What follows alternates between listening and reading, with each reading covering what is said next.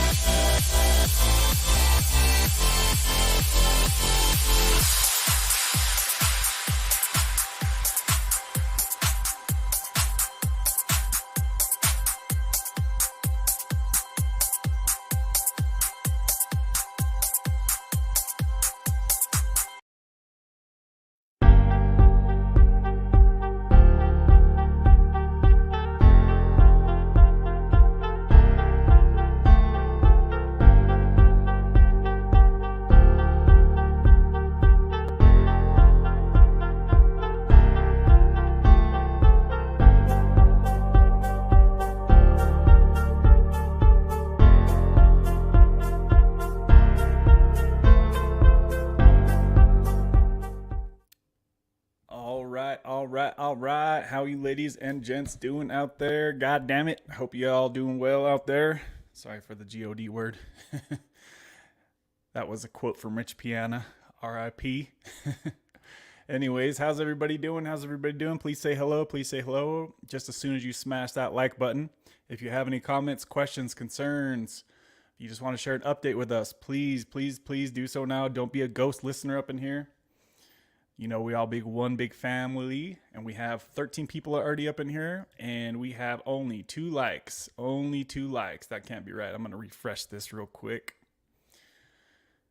Let's see who is up in here. We'll get to the comments shortly, guys. I've seen a couple different comments. There we go. We were at 9 likes. I knew that wasn't right. I knew they wouldn't do me dirty like that. All right, guys. So we're at 9 likes. Let's try to get that baby to 15 real quick if we could. I would appreciate it. It lets others know we are in here hanging out, discussing these matters. So let's jump straight to the comments. But before we do, I need to go ahead and give you all the disclaimer, which is scrolling across the bottom, which states that I am not a doctor and nothing on this channel is medical advice. So if you are struggling with addiction, please seek out your own medical professional. And remember that everything on this channel, guys, is for entertainment purposes only, for me to share my experience with you and for you to share your experience with others. So please do that. Go ahead and take that off.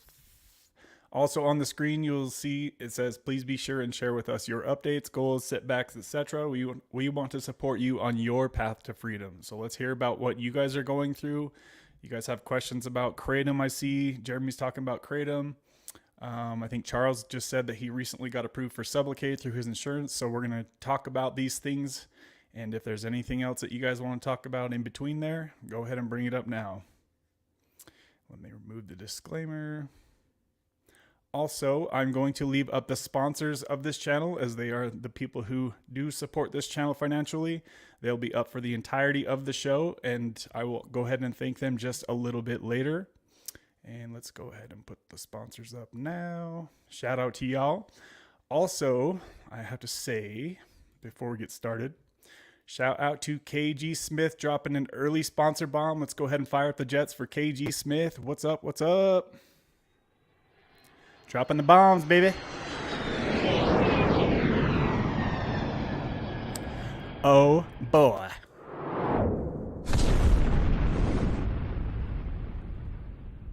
Shout out to KG Smith for being the sponsor of the week and also for dropping an early sponsor bomb of a Cashapp, $40 Cashapp donation today, right before the show started. Shout out to you, KG Smith. Let us know how you are doing, girl. Hopefully you and Jeff are killing it. And hopefully you guys are doing well. Thank you, thank you, thank you, KG Smith. All right, let's jump straight to the comments before I get too far behind. We got 15 people in here. We've got about 10 likes on the video, guys. Please smash the like and let's get into it. Matt K, what's up, brother? Good to see you. He says, what's up, people? Good to see you in here. Matt K was the first commenter. Thank you, brother. KG Smith says, hey, Kevin, what's up, KG? Good to see you, girl. Thanks for that dono. I appreciate the love and the consistency that you've shown to this channel ever since the day you found it. So thank you, thank you, thank you, KG Smith. Tara, what's up, girl? How you doing? Hopefully everything's going well with you. Did you get any further treatments? Let us know. Let us know. KG says, what's up, Matt? It's kind of cold in this room. My hands are already freaking ice cold. My little office here. Let's see here. Tara, love you long time. KG says. Kimmy, what's up, girl? Good to see you in here. Kimmy, I was kind of glazing through your live stream. Was that last night? Or was it the night before? And you were asking something about, I'd noticed there was a part that you asked how I take portions of videos. I think you were saying something like that, like out of a live stream. So when you have a paid StreamYard account, it should be recording your live streams for you. So what you do is you just go back in on the replay of the live stream and it lets you chop it out right here on StreamYard. And then you can download that and then download that back to your channel. So hopefully that makes sense. Let me know if you have any other questions on that, Kimmy.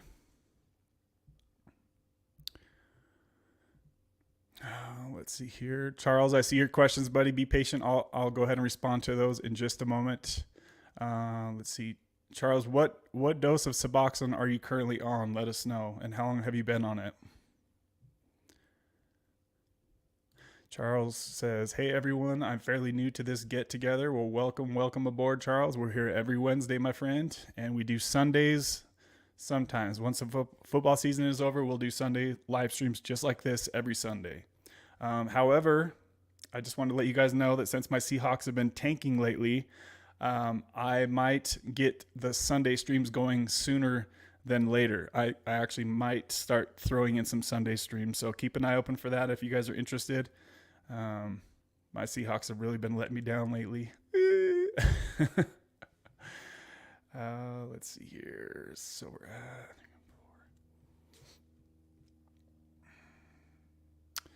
So, shout out to Mikey, just showing love with a $2 super chat. Awesome. Mikey says, subby text as needed. Let's go ahead and fire up the sponsor bomb for Mikey. Shout out to you for showing the love, brother. Good to see you in here, Mikey. Mikey, my man.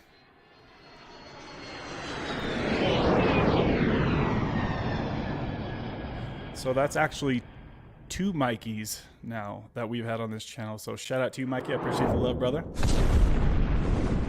Oh, baby. So I think Mikey's switched back to Subutex as needed for pain, right? Mikey, isn't that what you're saying right there? Hopefully that's really helping you out, my friend.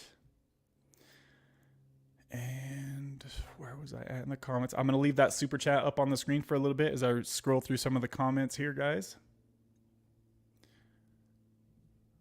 Okay. And let's see. Jeremy S says, yo, what's up, Jeremy? Good to see you, buddy. Thank you, Tara. Are you smiling today? Question mark. So Jeremy says, what's the best kratom for Suboxone withdrawal? And I appreciate that question, and I would love to give you my ideas on that, Jeremy. So guys, everybody's withdrawal from Suboxone is going to be a little bit different. But for most people, I think that they're going to have a lot of depression and anxiety and low energy. So it's really kind of important to know, how do I say this? I guess what I'm asking you, Jeremy, is what's the worst part of the withdrawal that you hate? Because different strains provide different effects and reliefs of kratom. For me, I used the red kratom only at night because the red is supposed to calm and relax you. If you take a white strain of kratom at night, it's going to keep you awake all night because the whites are more for energizing and energy, right? So for me, when I was going through Suboxone withdrawal, I would take a little bit of kratom, white strain kratom in the morning to where I wouldn't be dragging butt all day. So that would give me a little bit of energy.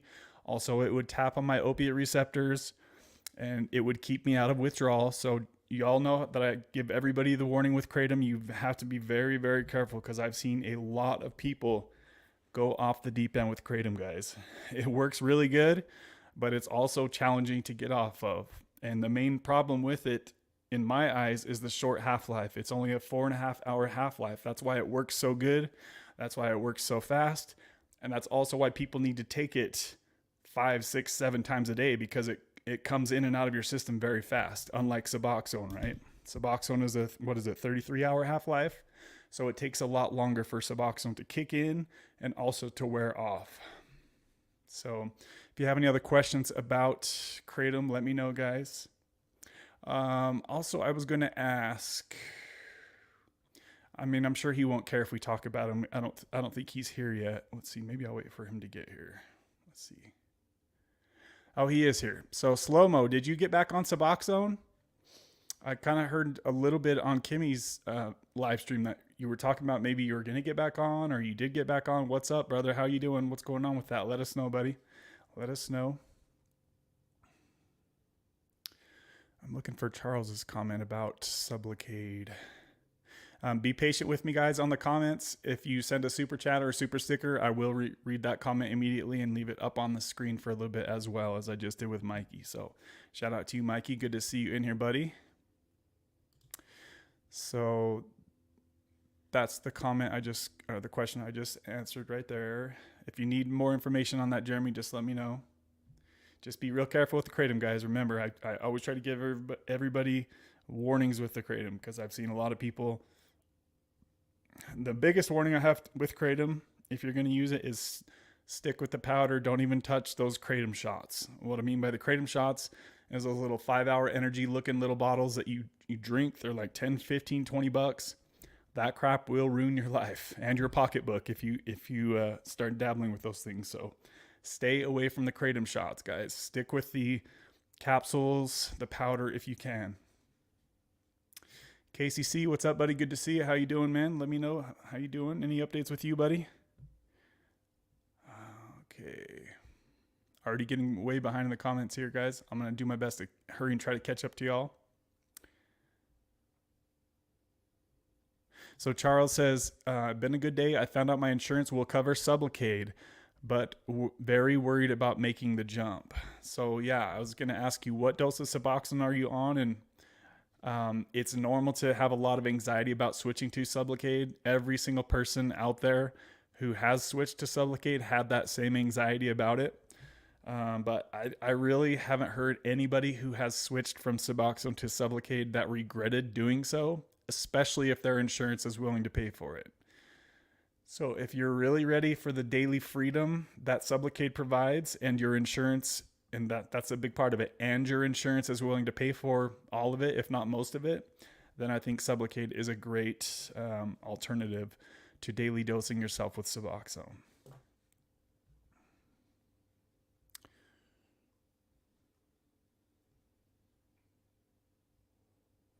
Marky Rizzo in the house says, hello, my beautiful people. Good to see you, Marky. Hopefully you're doing well, brother.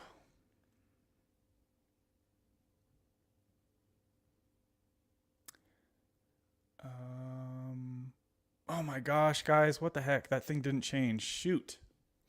All right, give me a few minutes, guys. The sponsor thing did not update, so I need to update that for my people who sponsored over the week.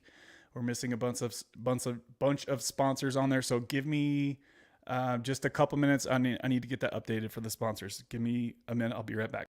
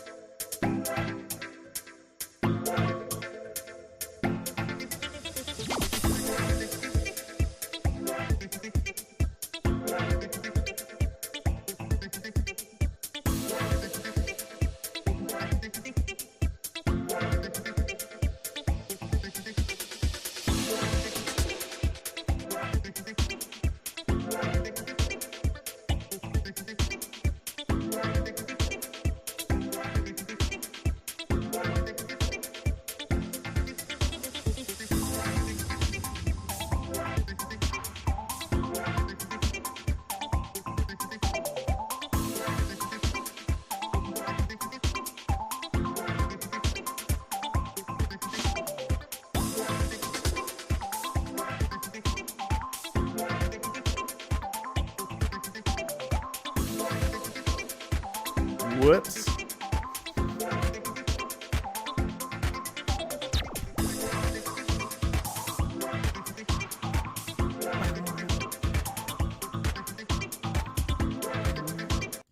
All right, guys, sorry about that brief break. I had to make sure that my sponsors were updated on there. I felt really bad that I didn't have everybody who donated last week scrolling across the stream. So, all right, let's get back to the comments, guys. Where was I? I was right there. Slow-mo back in the house says, what's up, everybody? Slow-mo, let me know what's up with you, buddy. If you've already let us know the Suboxone update, that is great. I'll get to it in just a few minutes here. But if not, let us know what happened with Suboxone, brother. Okay. So Tara says, I'm feeling great today. I saw my nurse practitioner this morning. I love her. Had a ketamine session last weekend, another session in a few days. So that is awesome. How many more do you have to go, Tara? How many more do you have to go?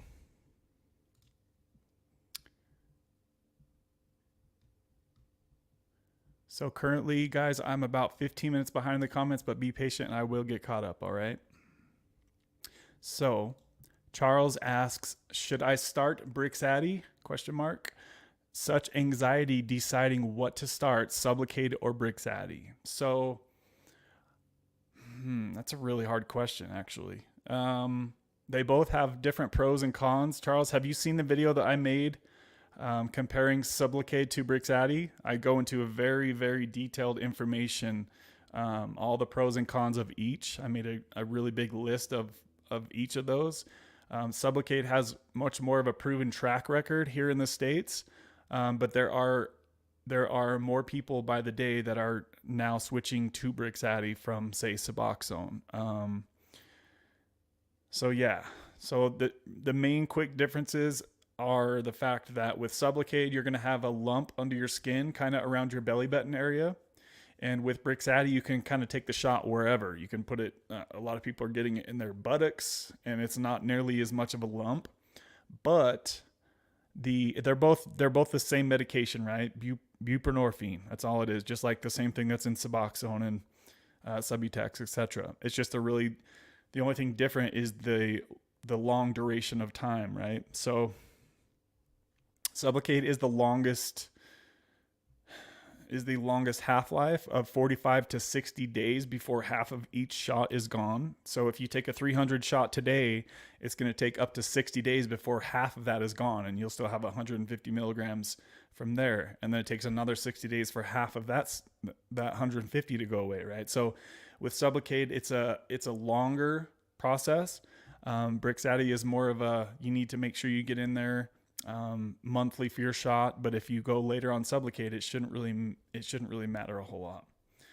So yeah, they both have their different pros and their cons, but likely if your insurance pays for Sublocade, they'll likely pay for Brixadi as well, because from the research that I've done, Brixadi is a little bit cheaper. So yeah, if you have any more questions about that, let us know. If you I haven't saw what dose of Suboxone you're on, because that's kind of okay. So he says he's on 6 milligrams for about a month, coming down from 12 milligrams of Subutex, as I said above in the comments. Okay, so yeah, if you're on 6 milligrams, you're right there in the tweener zone as far as Sublocade goes. Some doctors will want to start you out on the 100 milligram shots. Some will say just go for 300 if you're on 6 milligrams. So you could go either way at this point. Brixadi has more doses available to meet the dose of Suboxone that you're at. Sublocade doesn't have as much variety as far as that goes. But honestly, I think either way, you'll be okay.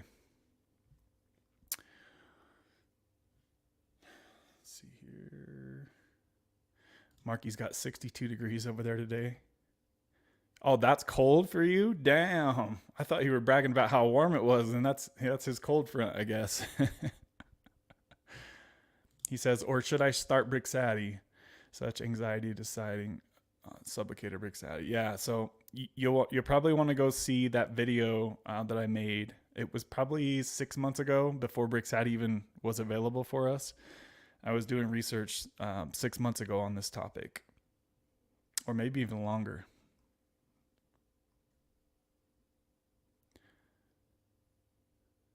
Hoodie and beanie weather. Shit, I'll be out here in 20 degrees wearing shorts and a tank top when I'm driving for Uber. People are like, "What's wrong with you, man? Why are you wearing shorts?" That is cold for you. Dang. We went to Miami December 20th one year. Felt like middle of summer. Shauna, what's up, Shauna? Good to see you. She says, I'm on 1 milligram a day. Congratulations getting down to 1 milligram a day, Shauna. Shauna, was that you that was off for a while? Did you get back on, or are you just tapering down? I could be wrong on that.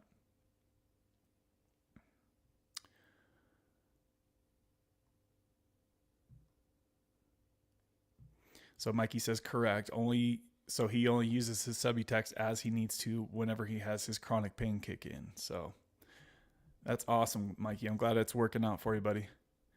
Shauna says, I feel good, just no energy. Yeah, your body will adjust to the dose. It just takes a little bit of time. You got to be patient with yourself. So Jeremy says, no energy, no sleep, and RLS. Okay, so yeah, you'll want to take, it depends on how long you want your kratom journey to be, really, is the main thing. If you really don't want to risk it, then you can do what Sonny did. And he had like 2 capsules, and he took them just right before bed, pretty much. And that got him through the night with no RLS. And he was able to sleep because his opiate receptors could calm down for a minute because the kratom hits on the opiate receptors, right? And that also keeps the RLS away as well. As far as the no energy goes, obviously, if you're not getting sleep, you're not going to have energy the next day. But if you wanted to, you could take a little bit of white strain kratom in the morning, and that would give you the energy boost, and that would also keep you out of withdrawal as well. I would just say, if you're going to try kratom for Suboxone withdrawal, take the smallest possible amount you can and just be very, very careful, because there's been a lot of people on this channel who have tried taking kratom for Suboxone withdrawal and they got themselves in the kratom pickle, quote unquote.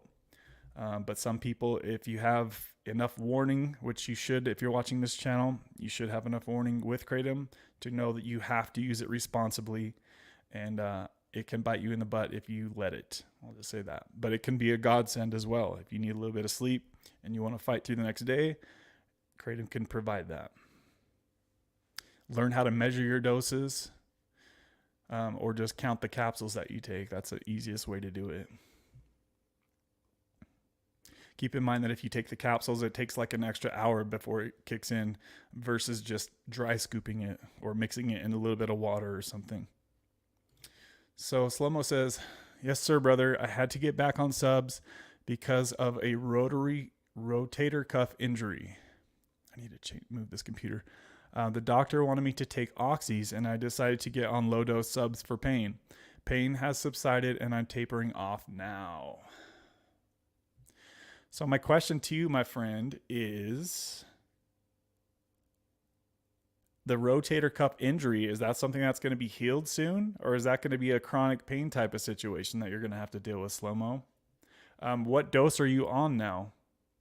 And yeah, I think that's a great idea to do the subs instead of oxy. I think that's a really good idea. A lot of doctors out there are using Suboxone for people who struggle with pain and chronic pain, right? Because it doesn't have nearly as much of the euphoria effect, the instant gratification that oxys would provide somebody, since it's a full opiate, right? So now we have 2 people right here on this stream, Slow-Mo and Mikey, that are using Suboxone to help their pain, right? So Suboxone doesn't just only have to help people with addiction. It can also help with pain issues, as we're seeing here. Great talk with Tala last night, dude. Jeremy says, what about the pill form? So you're talking about the capsules of kratom. It's the same thing. It's going to be the same strains, will do the same effect. The only difference with the kratom capsules is, like I said just a minute ago, it takes a bit longer for them to kick in because your body has to dissolve the capsule.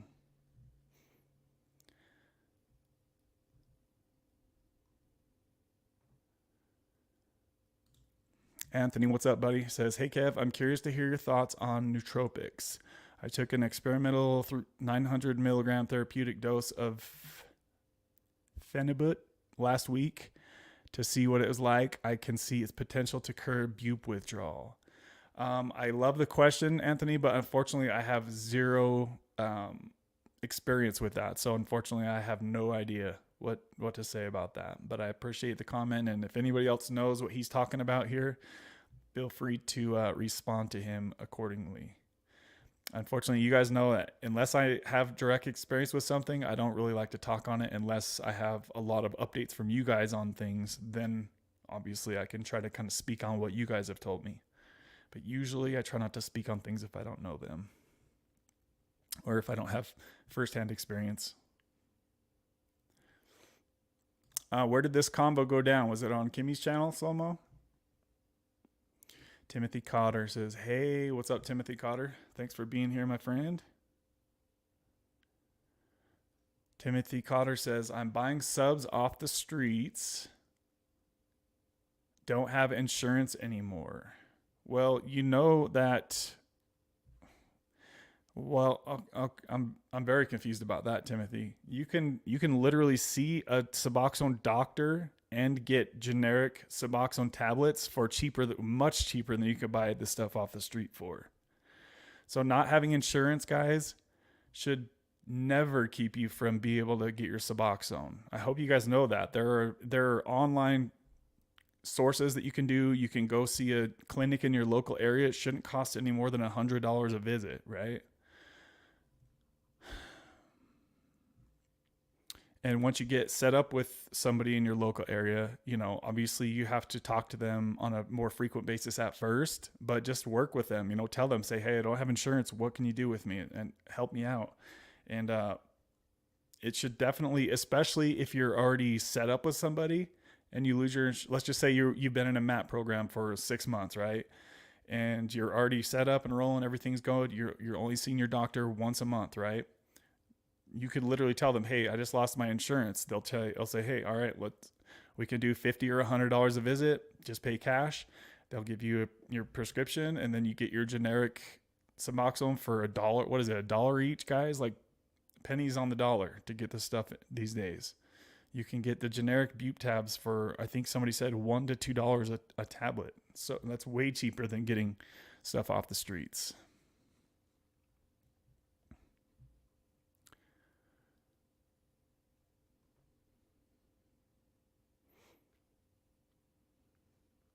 Tim says down to a quarter twice a day. Can't you buy them from the pharmacy? They have to be. Yeah, that's exactly what I just said, Marky. Yep, you read my mind there, brother. Timothy, are you able to self-pay for MAT? Probably would save a lot more money and risk. Yeah, that's another thing, the risk, right? Who knows, guys? They could be doing fentanyl and Suboxone tablets. If they can make fake Oxy and fake Xanax, they can make a Suboxone fake tablet, right, guys? So I understand I did that for a couple years back in the day. And I don't mean to scare you, but you just never know these days, right? You should definitely try to get your Bupe from a doctor, guys. It should be pretty easy to do that in today's world. We're going to reevaluate after 6 sessions. Number 5 is coming up. Do you remember my friend with the baby who wants me to visit her up in San Francisco? Yep, I do. My nurse practitioner said I could go after session number 6. That's awesome. Isn't that the one that wanted you to babysit or watch her kid or something? Wasn't that the same person, Tara?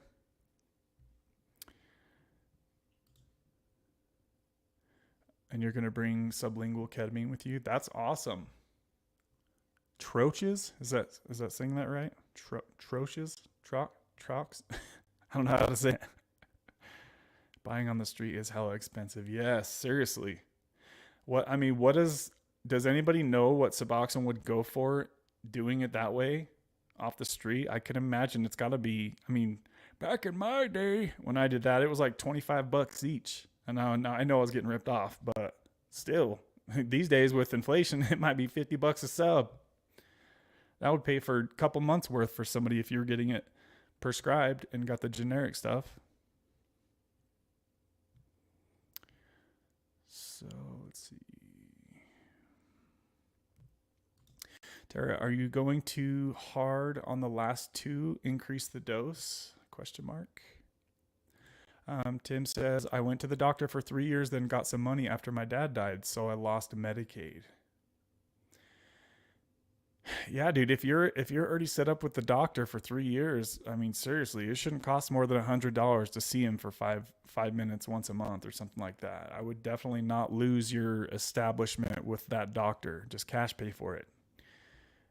Much cheaper than buying it off the streets, much more reliable, and the best part is it's legal, right? So I'm talking with a friend and we're in planning mode. I'm excited to see her and meet the baby boy. Sounds like you've got some good things coming up, Tara. I'm glad you're able to do that. She's gonna pay me too. Yay. And that always makes things better, right?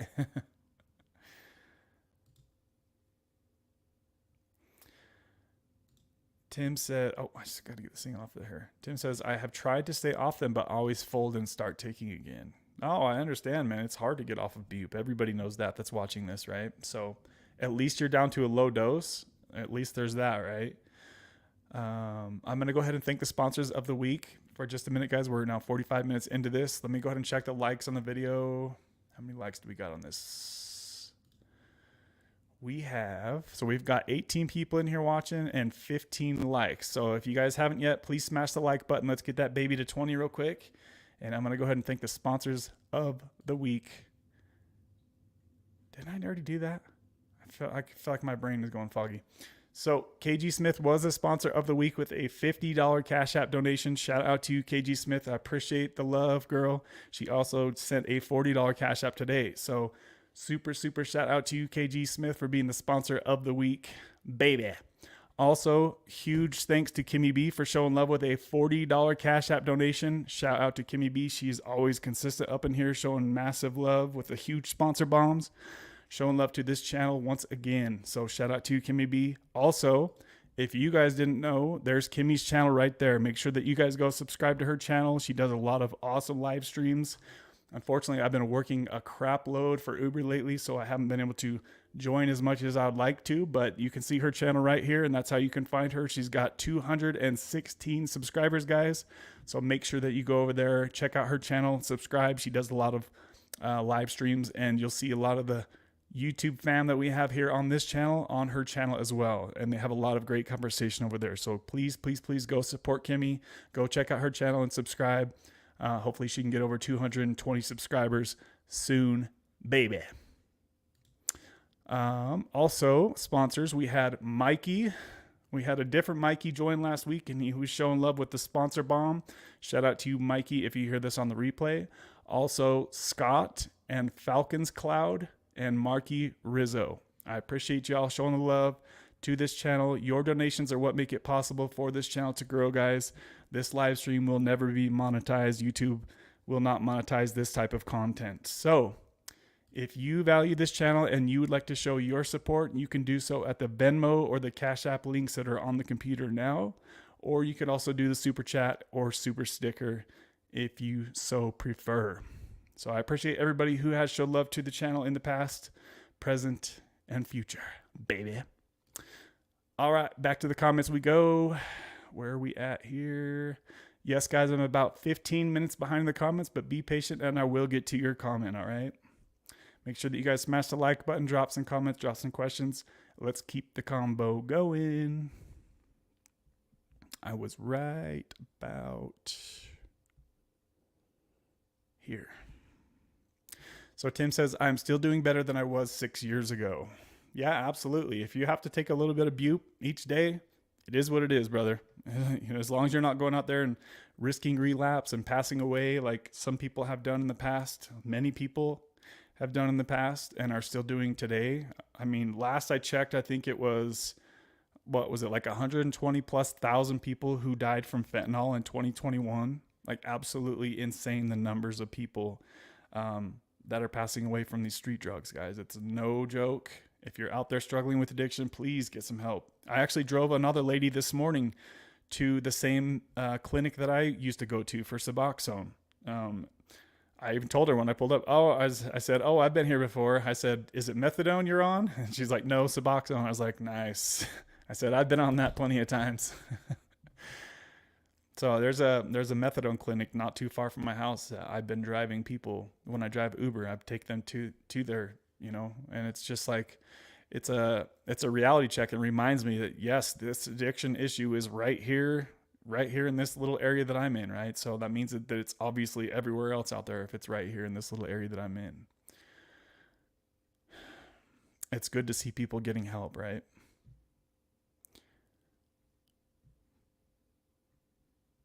So Tara says, At Markey, I might increase my dose. I had 2 injections for session number 4, 100 milligrams followed by 50 milligrams. I might keep the amount the same, but take it all at the same time this weekend. We'll see. Yeah, you should make some videos talking about how that goes, Tara. Thank you, Markey, for posting a link to Kimmy and Tara's channel. I appreciate that, brother. Brandon, what's up, dude? Good to see you. He says, what's up, man? Going through a breakup. I've been on subs hard, so down. Sorry about that breakup, man. I know that that's really, you know, I can relate to what you're saying there, Brandon. There's been, there's probably been multiple times that I was going through a breakup and my Suboxone dose had increased rapidly. I was trying to numb myself through the pain because it is painful to go through a breakup, obviously, right? Especially if it's a long-term relationship. There's like a huge piece of you that died with that relationship, right? So it can be like you're mourning a dead loved one when you're going through a breakup. And it's really hard to deal with that, especially in certain circumstances, right? So I understand that you want to kind of numb yourself out to go through that, but it's definitely not the best course of action. Based on what I've been through, sharing my experience with that. I definitely remember moving back to Utah, and I broke up with the girl that I moved to Idaho with, and she was actually holding my Suboxone in a box, in a lock box that I had with me. And as soon as I got that lock box back, I was extremely upset because I broke up with this girl and I'm moving back to Utah. Very overwhelmed and let down. And wouldn't you know it, I reached right back into the box, opened it up, and my Suboxone journey continued. That's how I got back on Suboxone in, when was that, guys? I don't even remember when it was. 2019, I think it was. And my dose went from 1 milligram a day to 2 milligrams a day to 4 milligrams a day to 8 milligrams a day before you knew it. And I was just so depressed that I was so down on myself for getting back on Suboxone, first of all, but second of all, for raising the dose so high and just trying to numb myself out, right? And I would just sleep like 13, 14 hours a day. I was so freaking depressed. So just be careful with that, man. Try to keep your dose as low as you can. Obviously, you got to do what you got to do, but that sucks that you're going through a breakup, buddy. Thanks for sharing that with us, Brandon. Keep on keeping on right there with your buddy. It's tough, but you're making progress. Where can I get Kratom in Indiana? I have no idea about that one. Isn't it banned there? Pretty sure it's banned there. Eric, I love this question. How is your Uber going? Is there demand from half to half hour? I don't fully understand what you mean there, but I think what you're asking, is there enough demand to keep me driving on Uber? And it's very hit and miss. I woke up at 5 this morning to go drive, and there was a good chunk. There was like a half an hour. I was just chilling on the side of the road waiting for a ride. And then it was like, boom, started picking up again. So really, if you guys are out there thinking about driving for Uber or Lyft, it's so hit and miss. Unless you're in like a very populated area, it's likely going to be a very inconsistent way to earn money. If you're in a huge area like LA, California, or New York, somewhere with tons of population, then you could probably make a good chunk of money getting into this, where there's a high amount of people living. But if you're in like, Boise, Idaho, you're probably not going to make much money at all. There's been a lot of driver saturation in many markets, too many drivers for how many rides are being requested in a lot of areas. So I definitely would never go into Uber and Lyft looking at it as like a full-time, this is my career type of thing. It's a good way to earn some side money type of thing. That's how I would look at it. And don't go buying a new car to do that stuff, because people will trash it.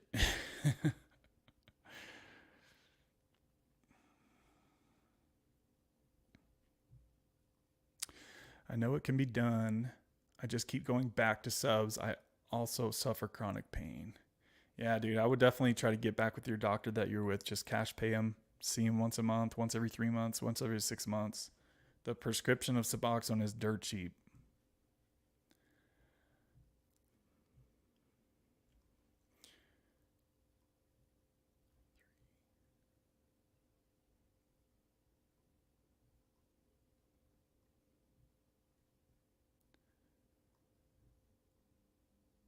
The Sublocade shot is intriguing. Yeah, definitely not. It's not intriguing if you just lost your insurance, that's for sure. If you had Medicaid, then yes, Sublocade would have been a great option and a great idea. But for somebody that doesn't have insurance, I wouldn't even think about Sublocade. I wouldn't even let that cross your mind because it's basically something that you're not gonna pay for. It's over $2,000 a shot, and it's not worth that.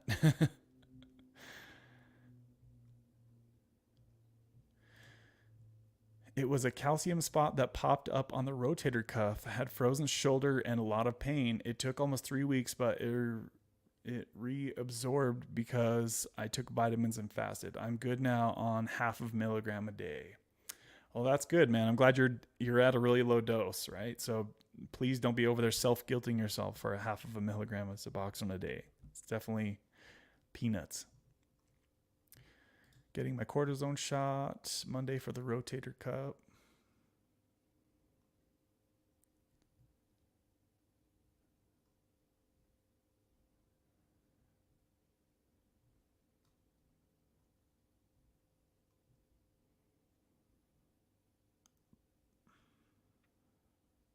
I'm kind of scrolling through some comments here, guys. You guys are kind of getting away from me a little bit, so I'm speeding through some comments here. Be patient with me. We've got 20 people in here, and we've only got 15 likes, guys. So please smash the like if you haven't yet, and it'll let other people know that we're in here chilling.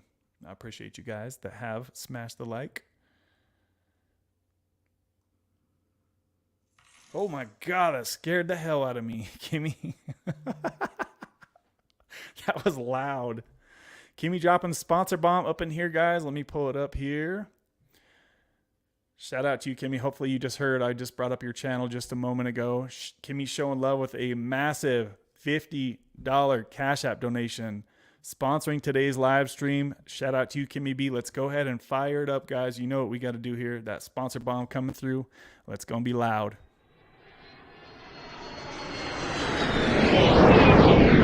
Woo!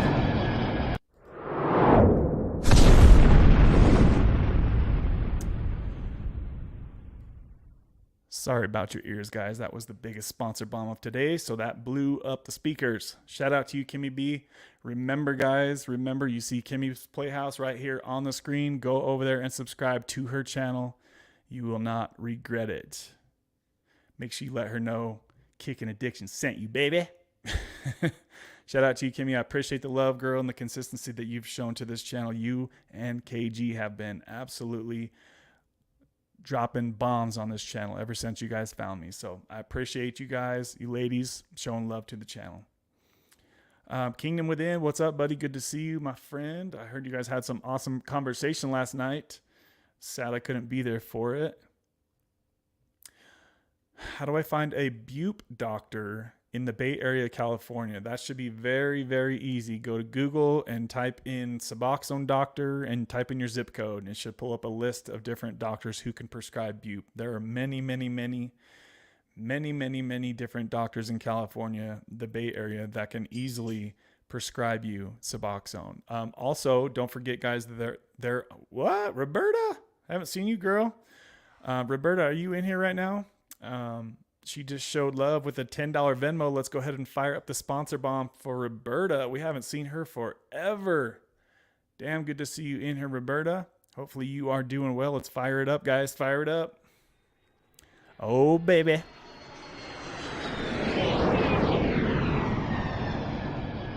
Roberta coming through. Haven't seen her for a couple months now, dropping sponsor bombs. Boom. I appreciate the love, Roberta. How are you doing? How are you doing? Please let us know. I think she left a little comment here with this donation. She says, hey, twin, happy you're doing well. I'm still doing great. So happy I chose Sublocade, guys. So that is from Roberta. She started Sublocade right when I did, and she stopped about right when I did as well. Actually, I think she might have stopped taking her shots before I did. And she said that she's still doing great. I want to say it's been at least probably 6 months since she's had a shot. Roberta, if you're in here, let us know. Please let us know. I really appreciate the love that you've shown to this channel as well, Roberta. Thank you very much for that Venmo donation. I appreciate you guys showing love to the channel today. It really does mean a lot to me. Y'all know that I put my heart and soul into this channel, baby. And I do want to continue making some more short form videos so we can actually grow the channel a little bit, because it's been kind of slow growing since I've done these long ass live streams. Usually people aren't going to just find some random dude on YouTube that has a 3-hour live stream and click his video, right? So I need to get some shorter videos out there and keep this thing rolling here. But also, I need to start making some YouTube videos about my Uber, because, man, there's been some crazy stuff happening out there, guys. Crazy stuff happening out there. I can see why Uber is kind of addicting in a way, because it's like every day is an adventure. You literally have no idea what the heck the next rider, what could happen with the next rider, right? There's some random things that happen for sure. So yeah, Straight Talker, hopefully you can find a doctor very easily. Remember, guys, that Bupe / Suboxone / Subutex, etc. It should be very easy and very cheap to get this medication in 2023, if not free. If you're unemployed, talk to your state insurance. You can likely get on state insurance free of charge. And if you're on Medicaid or whatever it's called, Medi-Cal, I guess if you're in California, or whatever the state insurance is, you can likely get Sublocade free of charge. Obviously, don't take my word for it. Talk to them. It's a quick 5-minute phone call. If you're out of work, talk to them and get on your state insurance, guys. If you need resources, they're there. Reach out and find out. Some people have gotten paid money to take Sublocade. I was almost going to be one of those people.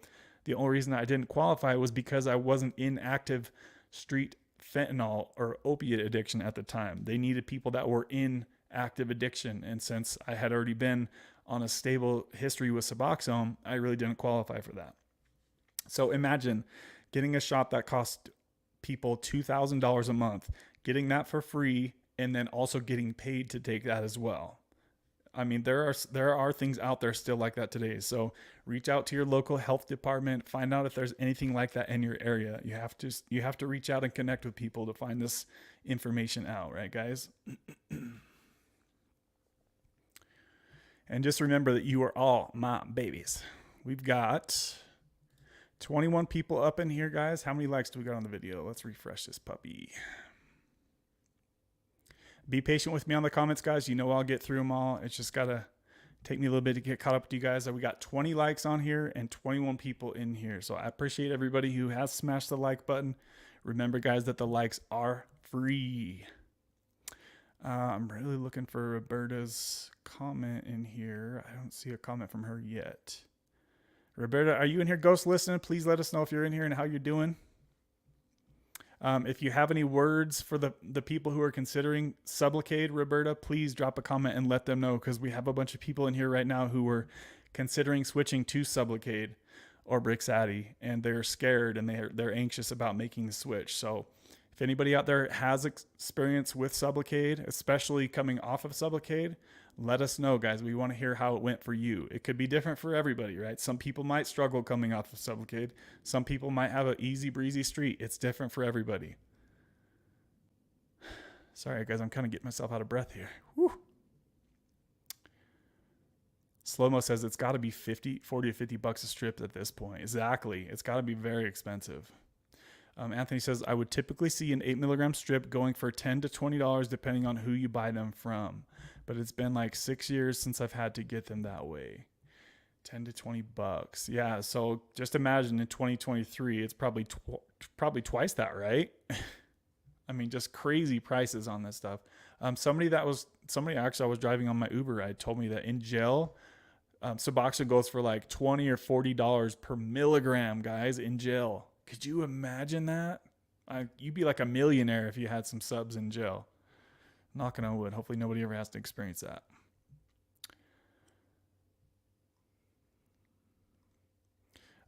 Another thing with this comment about finding a doctor in California. Does anybody remember where, I had him on the channel. What's his name? I can't remember now.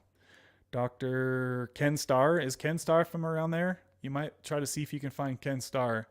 I did a video with him talking about Suboxone and Sublocade. Does anybody remember where Ken Starr is located in California? I know California is a huge state, so the chances of them being close, probably slim to none. Oh, there we go. Shout out to you, Tara. She says Ken Starr is in, I can't see past the heart. is in Arroyo Grande, California. I can't see her full. Oh, Arroyo Grande, California. Thank you for posting that, Tara. Look at my mods coming through with the info real quick. Brandon says, how can I taper down? Also, I need a sponsor. What dose are you at, Brandon, and how long have you been at that dose?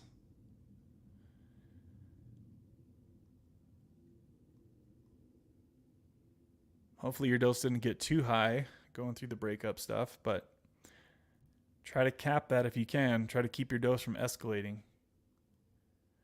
342. So yeah, I'm still like 20 plus minutes behind the comments, guys. I need to speed through some of these comments here.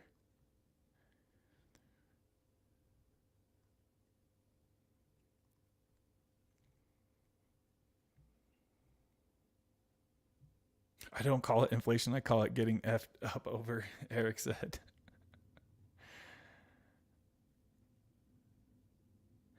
Eric just said, whenever I hear the name Roberta, Rockin' Roberta, it brings me back to memories of that lovely lady, R.I.P. Absolutely. Same here, Eric, for sure.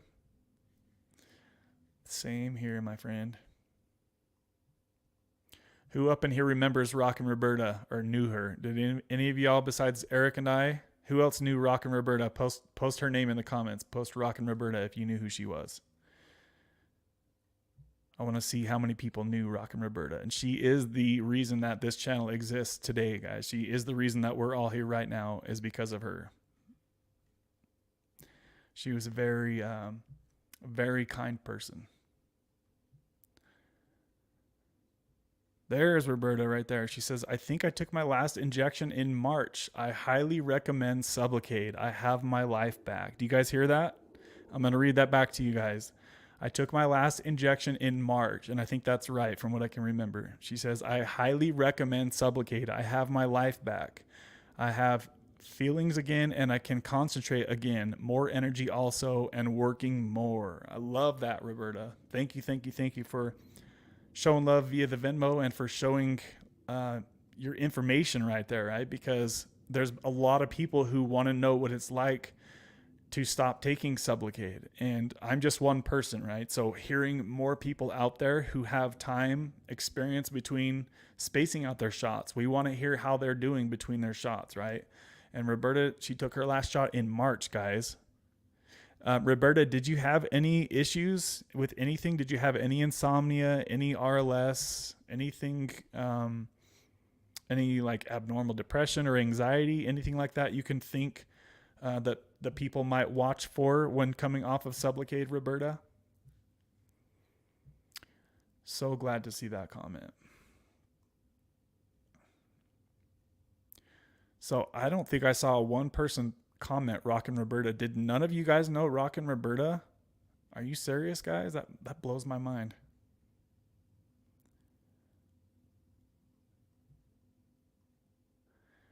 Looks like it might have just been me and you that knew her, Eric.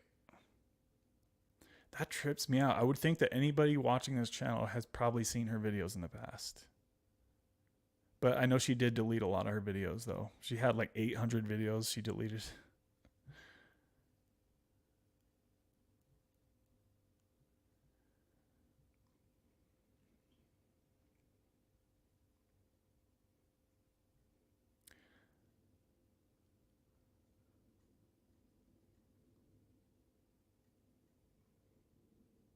Kingdom says, I knew her through you, Kev. Awesome. Awesome stuff. Have you watched any of her videos then? You probably watched a few of them then, Kingdom.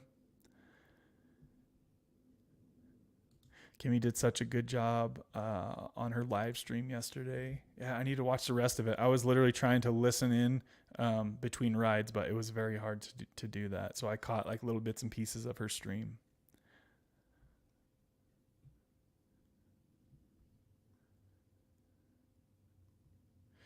So check this out. Marky posted a link to, it looks like Slow-Mo has a new channel. So if you guys are struggling with addiction to uppers, please go check out Slow-Mo's new YouTube channel. Marky just posted a link to it. I haven't seen that yet, so I'll make sure that I go over there and check that out as well. I'm trying to think how I can do that as I'm here. I don't know if I can do that as I'm here on this channel. So I'll definitely go over there and check that out soon. If you guys are struggling with addiction to uppers, so what, Adderall type stuff, I'm assuming, go check out the link to his channel. I appreciate you posting that, Marky.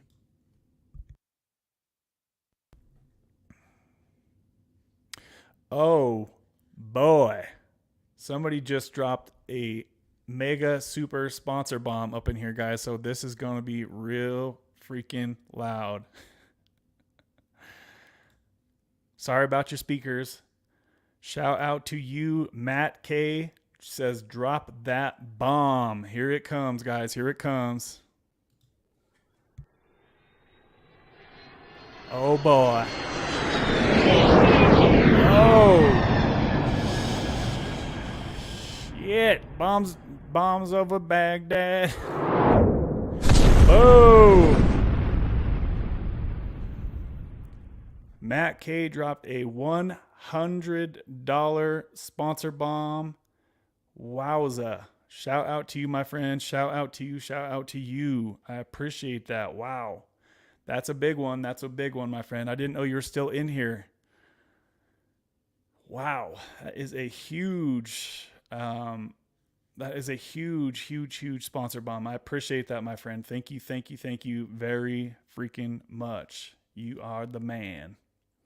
I appreciate that, Matt K. Sponsoring today's live stream with a $100 donation, baby. It doesn't say on here. Hold on, let me pull something up. Damn. Hold on, guys, just a moment here. I need to turn the volume back down. Sorry, this is probably blowing you guys' ears out. I appreciate you, my friend. Thank you, thank you, thank you very much, brother. All right. Where was I at here? I had fun in Kimmy's last night live. Great conversation. Forget, I can't share links. Laugh out loud. Keep them coming. You got some great advice when it comes to recovery. We need more channels like yours. Yeah, guys. I always try to tell everybody out there, if you have a story to share, then share it. There's a lot of people out there that can benefit from hearing about things that you've been through in your life, right? And that can inspire other people to want to create their own channel. And that's awesome if you're in the position to be able to do that. I know not everybody wants to start a YouTube channel talking about their struggles with addiction, but maybe it's something else. It doesn't just have to be addiction, right, guys? It could be something totally different. And let's see here. Okay. So Kimmy's got a headache. I'm sorry, that sponsor bomb probably didn't sound too good on your ears. Sorry about that, Kimmy.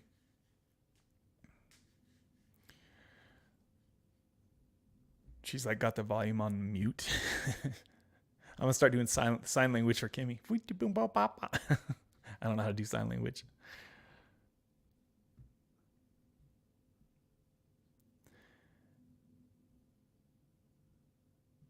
So, FMD's going live on Friday. That would be awesome. I know he's just about to the 1,000 subscriber mark, so he's got to be getting real close. So that is good. So let's see. It looks like Tara says she goes live on Mondays at 4 p.m. Pacific Standard Time. So Tara, I didn't see your live stream this week. Did you do it, or did I just miss it, or what? I try to at least kind of check in as I'm driving around, but like I said, sometimes, guys, it's just so damn busy that I don't really have time to. And plus, it would be kind of weird if I was listening to some of the stuff we talk about and strangers getting in my car, like, what are we listening to here? Pretty unrelated, but anyone else think Kevin looks like a natty version of Bradley Martin? It's the hat and beard. Dude, that's hilarious. There's these two kids in the gym that literally, they call me Brad. They're like, hey, Brad. Looks like they could be brothers. That's awesome.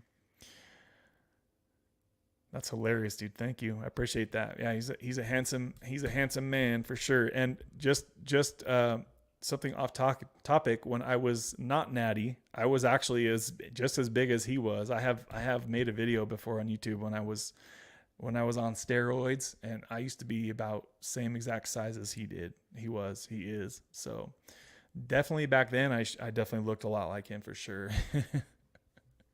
But yeah, they're like I said, these kids in the gym, they always call me Bradley. Hey, Bradley. It's kind of funny. But I'll take that compliment. Thank you very much. That's very kind.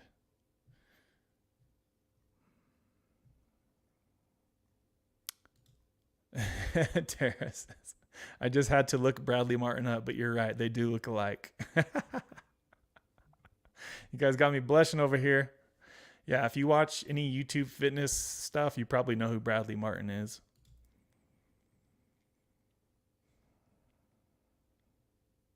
I appreciate the support, Kev. I was being really down on myself just trying to navigate this taper.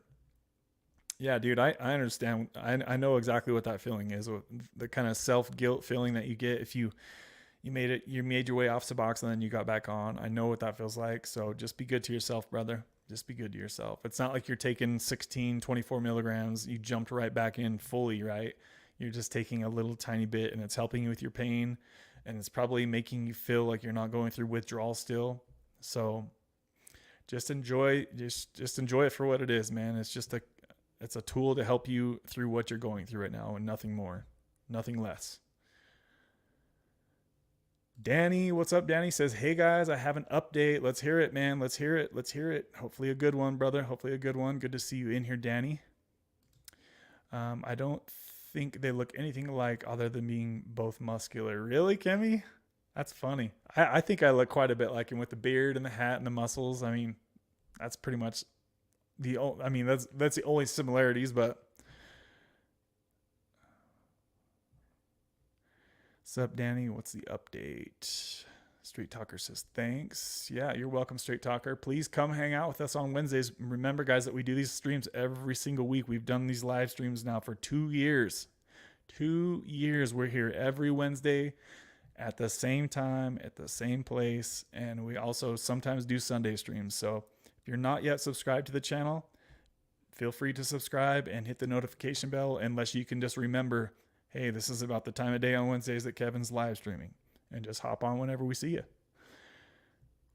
Let's see here. That was me in higher opiates, Big Kev, every time. My sister would put me down. I would take a Norco or 2 daily. Every low confidence, I would take it.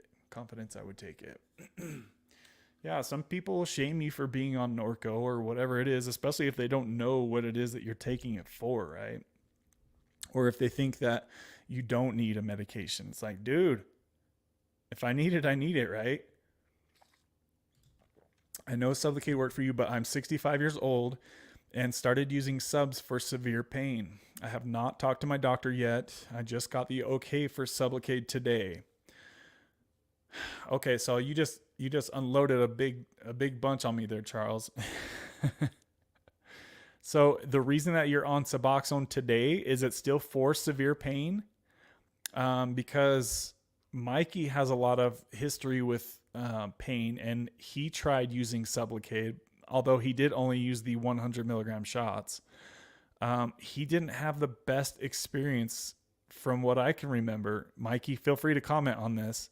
But using Sublocade for a chronic severe pain, I don't know if that's the best way to go. I honestly don't know. I mean, you could talk to your doctor about it, and remember, guys, that I don't give medical advice. But it almost kind of seems like it might be best to stick with Suboxone if you're using it and if you're getting a relief from your severe pain, because this is kind of how I think, and this is why I think that it works that way, because you're not, if you're not always chronically every day, all night in severe pain. Let me back up. Sorry, guys. I'm trying to figure out how to say this. So if you're taking Suboxone for severe pain, right? Like, let's say you wake up tomorrow morning and you're in severe back pain. You take your Suboxone and you feel the effects of Suboxone kick in, and it takes your pain away, right? And then it goes away, and your pain goes away. But with Sublocade, you don't ever feel it kick in, right? So it's just kind of always there. Sublocade is in your system, just always there. You don't ever feel it kick in, and you don't ever feel it fall off like you do with Suboxone. So that can be that can be kind of, can you see where I'm saying like it might not be the best way to go? Just because you're not going to be able, you're not going to constantly 24/7 be in pain, right? I don't know. I just think that there might be better ways to go about managing chronic pain. I think Sublocade would be better used for people trying to get out of active opiate addiction, or trying to get off of Suboxone, right? Or maybe like a kratom addiction or something. But as far as using it, if you're somebody who really has a lot of pain every day, I don't know if it's the best alternative. Just being honest with you, but talk to your doctor. Maybe he thinks otherwise. That would probably be a really good question for Dr. Ken Starr, because he has a lot of experience with both. So Danny says, I have an update. I jumped off of 0.5 milligram. So awesome, dude. Awesome. How are you feeling? How long have you been off of 0.5 milligram?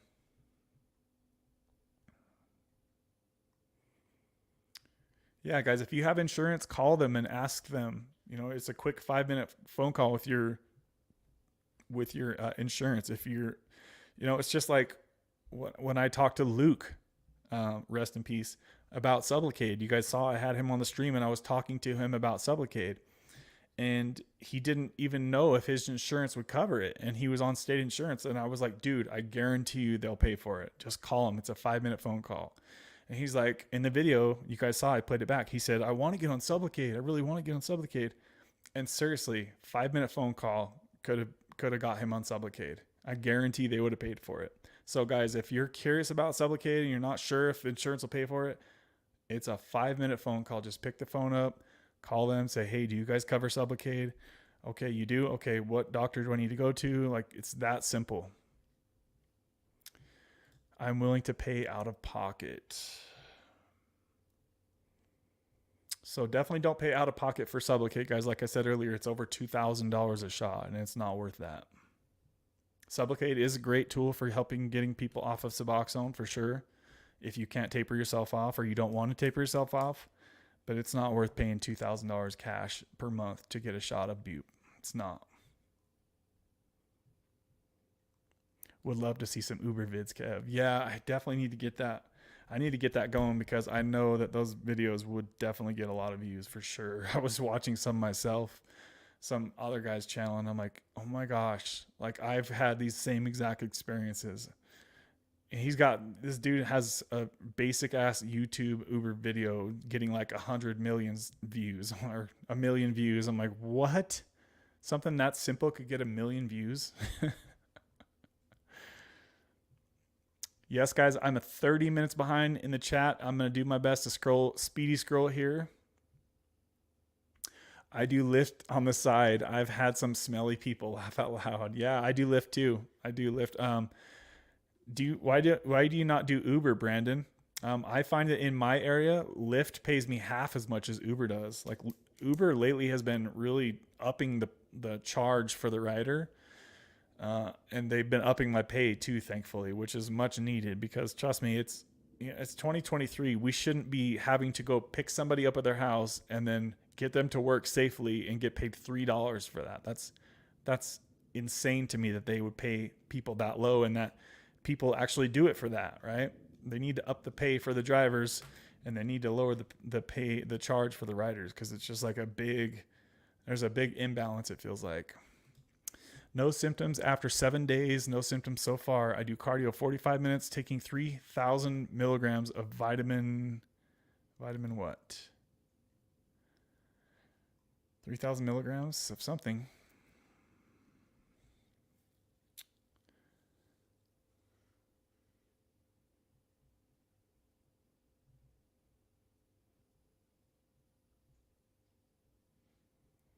Marky says, smack the like button, y'all. Yes, guys, please hit that like button if you haven't yet done so. It will let everybody else know that we're in here chilling. We've been on here for an hour and a half, and my voice is already starting to kind of get froggy up in here. I got my lemon water. Man, this lemon water is so freaking good. That's my favorite thing, lemon water. Cold lemon water. Ooh. The thumbs up love to be smashed. That reminds me of the first Child's Play. I like to be hugged. Chucky says, I like to be hugged.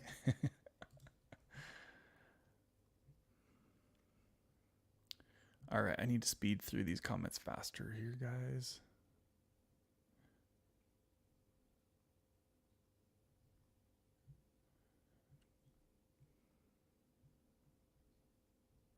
So Brandon says, I've been on 2 to 3 milligrams for a while, but the last couple of days I've been on like 6 or so. Okay. So yeah, what you want to do first and foremost, Brandon, is to stabilize wherever you're going to stabilize at. And that way you don't let your dose keep escalating. So since you've only been on 6 milligrams for a couple of days, it should be very easy for you to hop right back down to 3 or 4 milligrams. So the sooner you can do that, my friend, the better.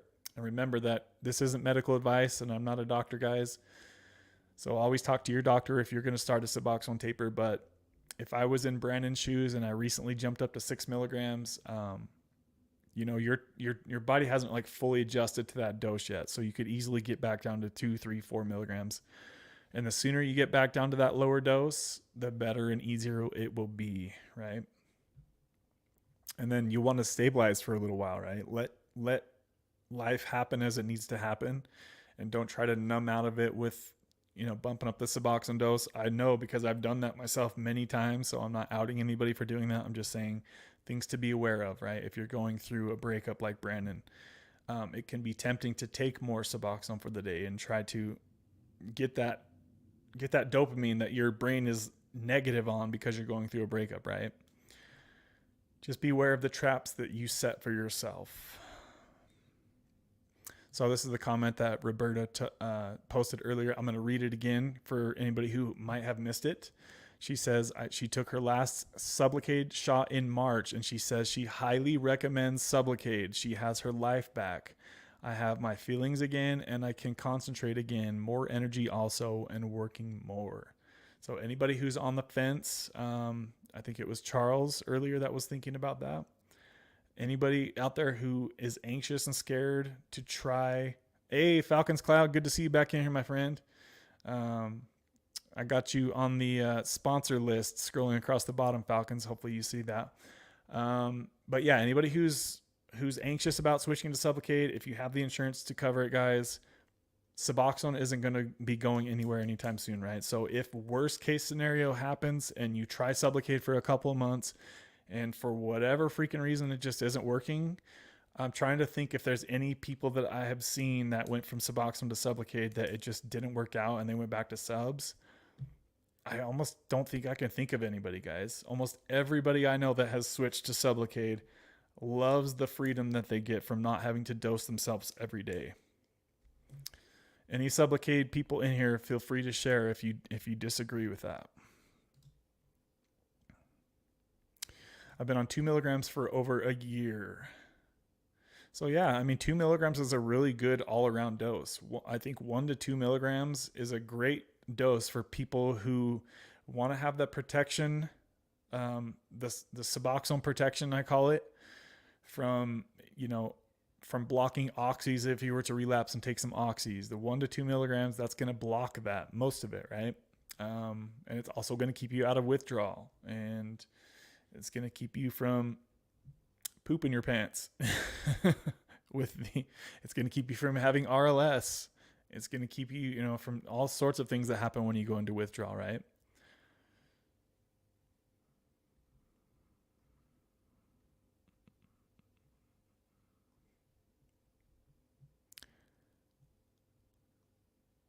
So Danny says, I had to enter a outpatient rehab for cannabis disorder for cannabis. So when did you do that, Danny? Man, I was in the gym yesterday, and these people next to me, they smelled like so much reefer. I was like, felt like I was getting high just standing next to them. And I was like a good 5 feet away. It was that strong. Ooh. Some people can just smoke and then go work out. I don't know how people could do that. I like to keep her name alive, Rockin' Roberta, aka Rebecca, because when you don't, their name dies. Yep, that is exactly true. And that's why I'll always bring her up from time to time for sure, because she's the reason that we're all here in this moment right now. And the same for the other people who passed away, right? Ryan Donnelly, he's the one that basically started all of this YouTube recovery stuff like 10, 15 years ago. He was the first person to ever talk about this stuff. So, and then we had Ryan Leone who passed away, and just recently Luke GTV passed away. So hopefully I'm not forgetting anybody. Anybody who had a YouTube channel talking about opiate addiction / recovery, that's who I'm talking about right there. I only heard about Rockin' Roberta from you, Kev. Okay. I knew of her, Straight Talker says, from this channel.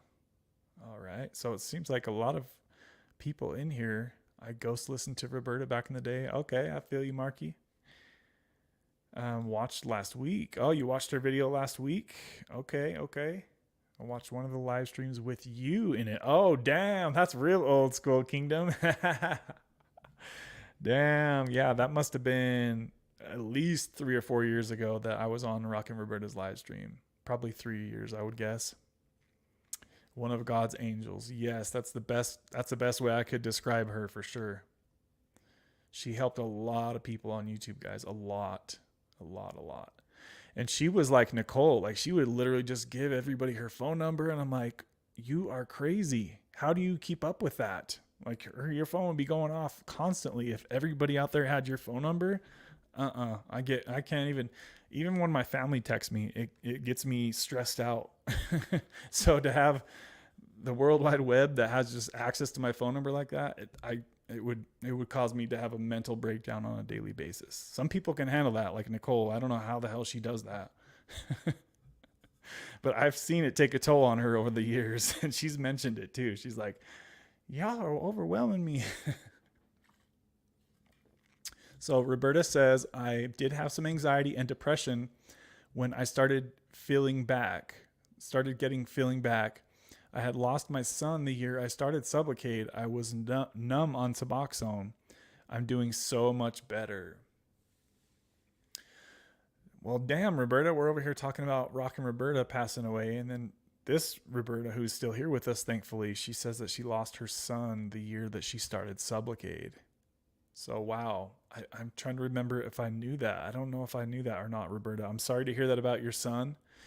And I'm sure he would be very proud of you right now. So thank you for posting that comment. And so, yeah, she did have some anxiety and depression when she started feeling back. So how long after your last shot did you start having anxiety and depression, Roberta? If you're still here, I'm not sure if you're still in here or not. This was almost a half an hour ago she posted that. So she's probably gone, unfortunately. Hopefully, maybe she hears us on the replay. Sorry for your loss, Roberta. Glad you're doing better. Yes, Kingdom says, nice, Matt. That's very generous of you. Yes, that was an incredible. You guys are awesome, showing love to this channel. I do really appreciate you guys. I do. Thank you again for that amazing donation, Matt. You the man. KG Smith says, Roberta, love the sponsor bomb headache.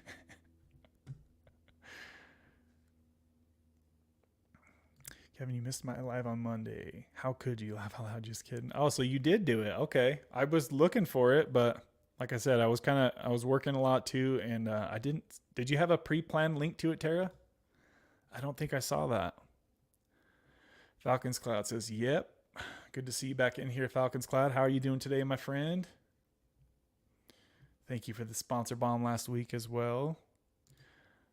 Tara says, had a great live stream this Monday. We learned about SMART goals.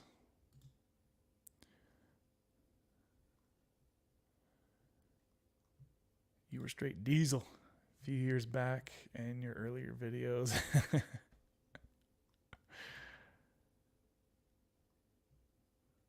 Thank you for the warm welcome. Yeah, guys, we love having new people here on the channel. So if you're in here ghost listening and you've been watching for a while, just reach out and say hello, guys. Let us know what's up with you.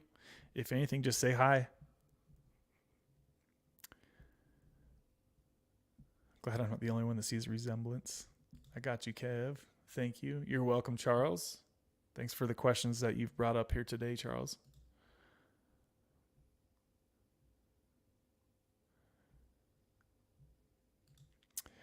Kevin's a handsome man. Bradley is just his twin. Got me blushing over here. Oh, shucks.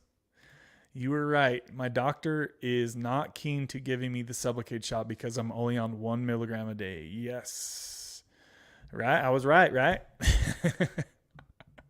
I know a little bit about this stuff. A little bit, guys. I talked to many, many doctors about the stuff that we discuss here on this channel. Plus, I have a lot of experience myself. So there are doctors out there who would be possibly open to the idea of starting somebody who's on 1 milligram a day of Suboxone onto Sublocade, but it would be very, very rare that you find that. So one of two things would need to happen for you to get on Sublocade in that scenario. One is you would need to either up your dose of Suboxone or tell your doctor you upped your dose on Suboxone, right? Or you would have to find a doctor that was willing to go off label and squirt out X amount of your dose before they give it to you. Or here's your other option, Falcon's Cloud. Or you could taper yourself off of Suboxone, because if you've tapered yourself down to 1 milligram, you can likely taper yourself down to 1/4 milligram, and then you can taper yourself all the way off. Or there's more options.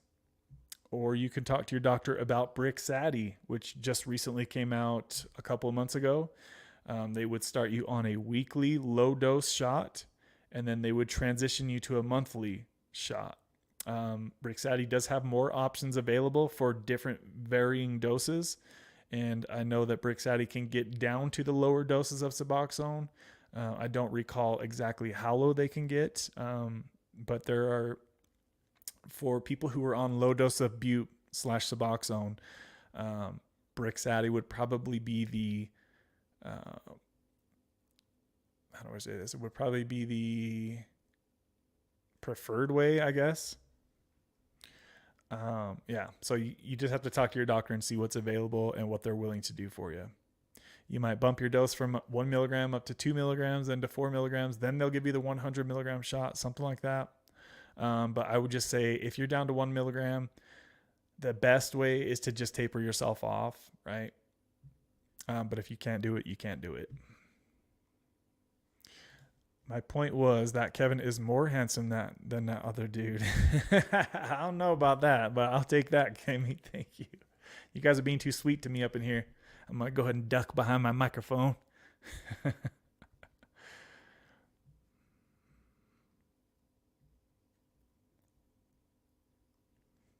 Slow-mo, we need them digits, kid. Gonzo, what's up, buddy? Good to see you, man. It's been a minute. It says, what's up, Kevin and everyone? Hope all is well. Hope you are well as well, Gonzo. Good to see you, brother. How's that methadone working out for you, Gonzo? I've been meaning to make a video because you responded to a video a short video. You know where I'm going with this, Gonzo, right? So I'm going to make a video about this soon, guys, but I believe that I was actually wrong in the past when I was talking about methadone, and I'll just touch on this right now. So I never had experience with the hard street drugs that are out there right now. I never had experience with fentanyl, right? So there was a video I made one time that I said that I thought that methadone was an outdated way to help treat opiate addiction. But after hearing Gonzo's situation and Kelsey, the girl I've been driving for Uber, hopefully she can get on here someday and chat with us. Kelsey, if you're in here listening, please say hello. She's been meaning to try to make a live stream, but she hasn't been able to. But she was on a hardcore dose of fentanyl, and now she's on methadone, and it's working great for her. Things are really looking up for her. And Gonzo, he was on fentanyl, and he went to Suboxone, and he kept having a lot, and I kept seeing his comments. He kept saying, I'm still having a lot of cravings. What the hell? When did the cravings go away? And he just kept struggling constantly being on Suboxone. Like, it wasn't enough of an opiate for his receptors, right? So his doctor decided to put him on methadone, and boom, he's doing much better last I heard. Gonzo, if anything has changed, let us know. He says methadone is going strong, brother. So Gonzo, are you on 50 milligrams, right? Methadone, is that what you said? I think that's what you said. What dose of Suboxone were you on, and what dose of methadone did you go to, Gonzo? Let us know on that. So the people who are in that situation, if they need that information, let us know. Let us know. No, I know it wasn't. I know it wasn't. But I appreciated you saying that because it's something that I needed to.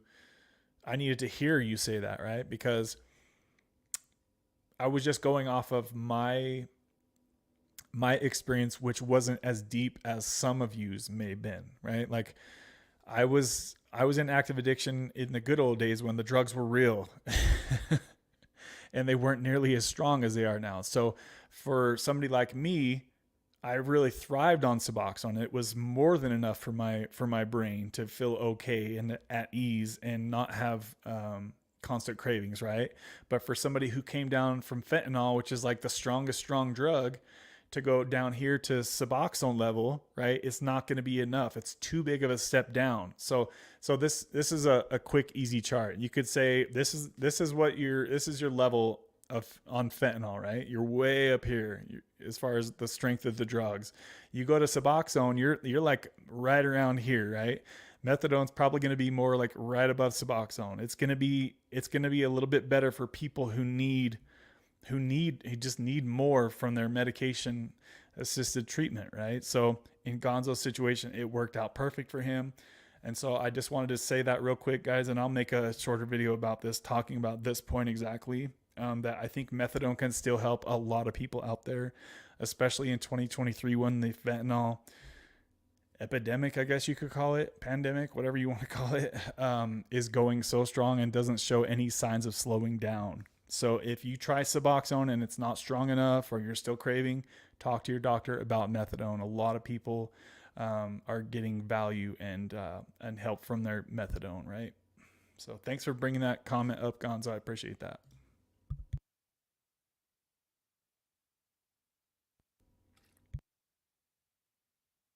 Boy, my throat was getting raw. Kevin's hotline 888. Yeah, baby. Marky with the jokes. KG still in the house. KG, is there any updates with you or Jeff? Please let us know if there is. I would like to hear if there's any updates you have for us. So KG is on the Butrans patch. If y'all didn't know, that it's just a weekly patch that she changes out. And that's only for those who have tapered down to a low dose of Suboxone. You might want to talk to your doctor about the Butrans patch, right, guys?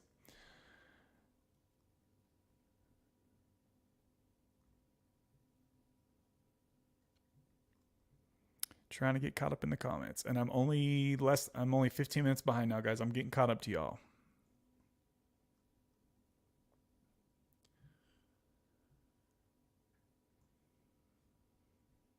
So Falcons Cloud says, yes, we talked about the other shot. Okay, good. What did he say about Brick Savvy? What did he say about that?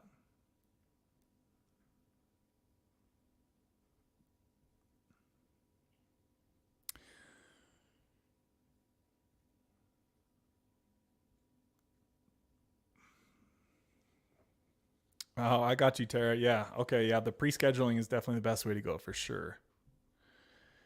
I've noticed a pretty decent difference is when I didn't pre-schedule that as far as like when people show up. So it's a good idea to schedule it out that far. Hopefully I can make it for part of that. Let's see. Methadone is going strong, brother. Gonzo says. I'm just kind of scrolling through the comments here, guys. I'm almost caught up to y'all. So if you have some comments or questions, please post it now. My eyes are burning from these lights. So Gonzo says, my comment on your short video wasn't meant to be a critique at you, bro. I was just giving my opinion was all. Yeah, no, I know you weren't. I mean, it's because I knew your situation, right? So I understood it. Your comment, it made sense.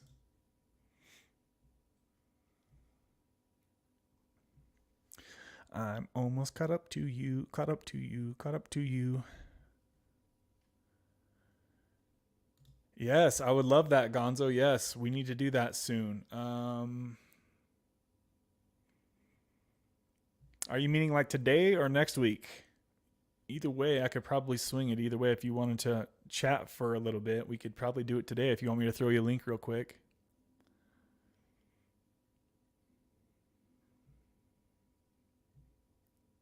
So Gonzo says, I went from 24 milligrams of Suboxone for 6 months and now on 70 milligrams of Methadone.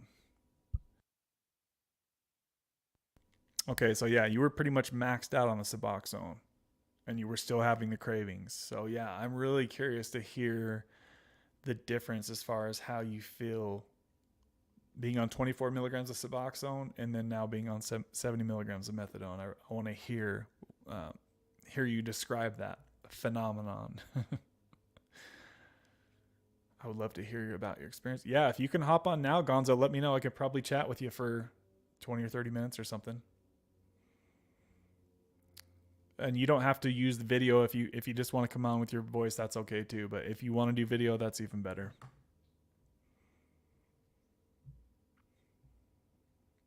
Yeah, they want you to hop on here. Slow-mo says, I'd love to see an interview about your journey, Gonzo. Just got off work, but I'm free. I guess I'm free. Yeah, I don't care if you got off work. You don't got to be looking good up on here. You want me to throw you a link now? Can you do it now, Gonzo? It'd probably be ideal to do it now, if you can. That's a good point, Kevin. I didn't even think about that. Yeah, we need to get you on here, my friend. Gonzo. All right, I'm gonna post a link, Gonzo. I'll let you click on it so we can chat about this. I want to pick your brain, and I'm sure other people would love to hear what you have to say about Methadone versus Suboxone as well. So I'm gonna go ahead and post a link now. Yeah, he's gonna hop on. Awesome. So we'll have Gonzo on in just a minute, guys.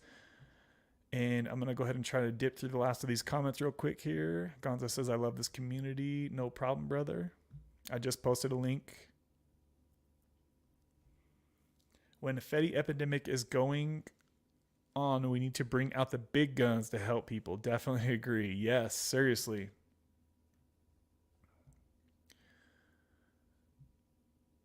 So I'm about 10 minutes behind the comments. I'm going to try to hurry and get caught up to you guys before I bring him on. I'll watch for him to pop up. He's already in the studio. So give me just a couple of minutes here, Gonzo, and I'll bring you on in just a moment, brother. Let's see. Oh, so here's a comment that he just says. He says, I thought the reason I always felt crappy, even on a large amount of subs, was that Fent is lipophilic. But what Kevin just said made way more sense. Yeah, so we're going to talk about that comment right there. I'm going to leave that up on the screen. Let me just make sure there's no last comments real quick, guys. Okay, I'm going to bring him on now. Real quick, Josh just said, 5th day on Sublocade, 100 milligram shot. I'm doing all right, except it seems like my body is trying hard to regulate. There are a lot of ups and downs, some withdrawal peaking in. What dose of Suboxone were you on, Josh? Let us know. And be patient with yourself. Remember, guys, the first month on Sublocade is the hardest. So tough it out as much as you can. If you have to do a little bit of supplementing here and there on your first month, then do it. But if you can get away with not supplementing any Suboxone on your first month of Sublocade, then do it. You'll be miles ahead in the long run. But by the day you get your second shot, you will be cruising into the sunset, my friend. So, okay, so I went the exact same dose as you did, Josh. I went from 4 milligrams of Suboxone to the 100 milligram shot. I know the things that you're feeling right now. I did personally have to supplement myself a few times the first month, but just try to not do it. If you have to, maybe take like 1 milligram on occasion if you have to, Josh. But like I said, the first day you get your second shot, you're going to be good to go, my friend. So just tough it out as much as you can this first month. Let's go ahead and bring Gonzo on right now. Hey, buddy, how are you? I'm doing all right. How's everyone doing? Pretty good, man. Thanks for hopping on with no notice. It looks so pretty where you're at. Where the heck are you? I'm in Monterey Park. It's a suburb of LA. I think it's like known for earlier this year. It was that mass shooting in January. So that's now what we're famous for. Oh, wow. But yeah, it's nice. Can you do me a favor? Can you turn your phone widescreen? Sure. Sorry. How's that? Oh, he's gone. You're going to have to come back in, brother. I think he exited out. He was getting off the skinny mode. Josh says thanks. Josh, do you have any other quick questions as we're waiting for Gonzo to hop back on about Sublocade? Yeah, like I said, man, if you have to, skinny mode. If you have to, take a half of a milligram or 1 milligram if you think that you're having some sort of withdrawal, but likely it's just that your body is getting used to the steady flow, right? That's how you're supposed to feel on Sublocade, is steady. No more highs and lows like you had when you're on Suboxone. So it can take you some time if you've been daily dosing something for years to get used to the steady feeling, right? So just be patient with yourself. You will get used to it. Every day that you don't dose yourself manually, orally, will get that much easier, I promise you. All right. I'm sorry about that. No, you're good, buddy. You're good. Did you just exit out or something? Yeah, I did. I Okay. just clicked it off, so I didn't even do that. How's that? Does that look better? Everything's great. Yeah, you're doing good. We can hear you. I want to jump right into it. The comment that you just posted, I have it on the screen. Let's dip into this. So, all right. In the comment, you said that I always thought the reason that I felt crappy, even on a large amount of Suboxone, was that the fent is lipophilic. Yeah, I don't know if I can say that word right. But what Kevin just said made way more sense. So, what do you think about like what I just said? Well, I guess let me go back. Before I went back on Suboxone earlier this year after being about 2 years clean. Before that, I went to an inpatient rehab and got on Suboxone there, and I felt fine off it. I was on 8 milligrams, but I listened to some of the these 12 steppers in AA, like they're really into abstinence based and whatever. So I weaned off of my Suboxone and was clean about for a year. Then I relapsed, went real hard, and so I went back on Suboxone earlier this year. And this time around, though, it felt different. I felt like I was always in the state of mild withdrawal. Like it wasn't precipitated withdrawal, because I know the difference. I've been in precipitated withdrawal a few times, but this time it was always when I would take my usual dose, and I'll tell my provider. So she upped it to 16. I took the 16, and it was the same all the way. And then so we went up to 24, and it was no different. I felt depressed, lethargic. I could barely even get up to go to work. Like there was like no drive. Wow. I felt, aches. I felt like I said, like I get the yawns. Like it was like real mild withdrawals, and it was just weird. It's like, why am I feeling this way? And so, so it was like that for almost a whole year up until November, where I just said I would listen to this one YouTube doctor. I forget his name. I'm sorry, I forget him, but he's like, he wears glasses. Not Dr. Star, but it was another one. And he had mentioned that some patients might just do better with the full agonist and methadone, right? And I got pretty good insurance. I mean, I'm lucky to have that. So I just called his methadone clinic. I mean, there's a bunch. I mean, I'm lucky to live in LA. We have just, the mines is only 10 minutes away. So I set up an appointment, went there and dosed that day. Didn't feel much. They started me off at 50.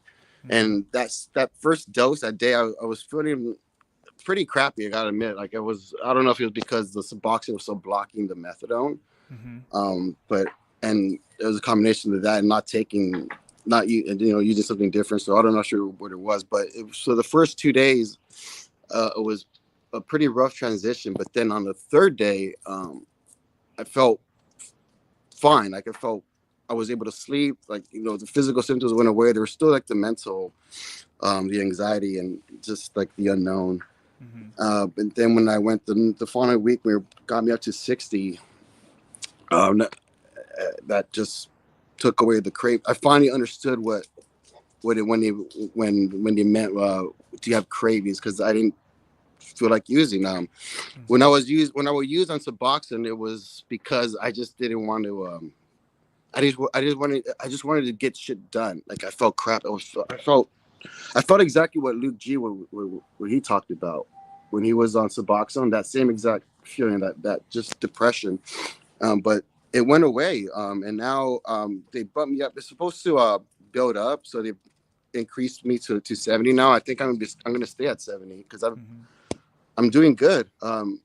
It's like 180 degrees, man. Like I feel a night and day difference. So just a quick recap of your past opiate addiction history. How long were you addicted to opiates, and what type of opiates were they? Oh man. I'm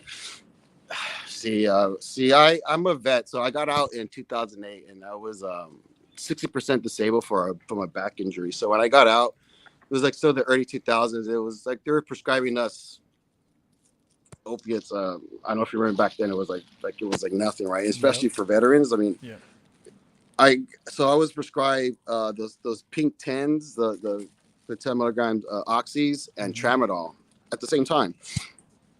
And I think like I can't remember what the reason was, but I think it was like so I wouldn't develop like a tolerance for both of them. So I was like, oh, it's too fluctuate. But anyways, but I was already had like I was already abusing them when I got the prescription. I was like, oh hell yeah, party, right? And so I would abuse those, but I also had I had a plug who was able to get them on the street as well. I mean, it was wild back then. I mean, I was getting some on the streets, getting my prescription, and then that law passed a few years later, and I was also able to get pills, but they got expensive, and so everything switched to fentanyl. And then after I was able to get fentanyl, it was all downhill from there. It was like that for about 8 years. So when did you first start taking fentanyl, and did you know it was fentanyl, or was it like a Yeah, fake and oxy? I didn't care because I remember I when I did it, it hit me like it hit me way stronger than before. Yeah. Like it was like I was throwing up. It was like I've never done it before, and I was like, oh, like I knew it was fentanyl, but I didn't care. Like I was like, I'm gonna start getting that. I want that from now on. Like I just instead of like thinking like, oh shit, this is fentanyl. Let me not maybe stop here.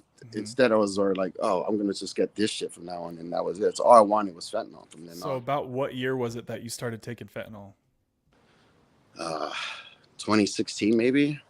Damn, it's been around here that long. Maybe not. Maybe 2018. I mean, I was addicted since I got out. It was 2008. So from 08 till fucking now, pretty much. Like I was. Did you take heroin ever? Yeah.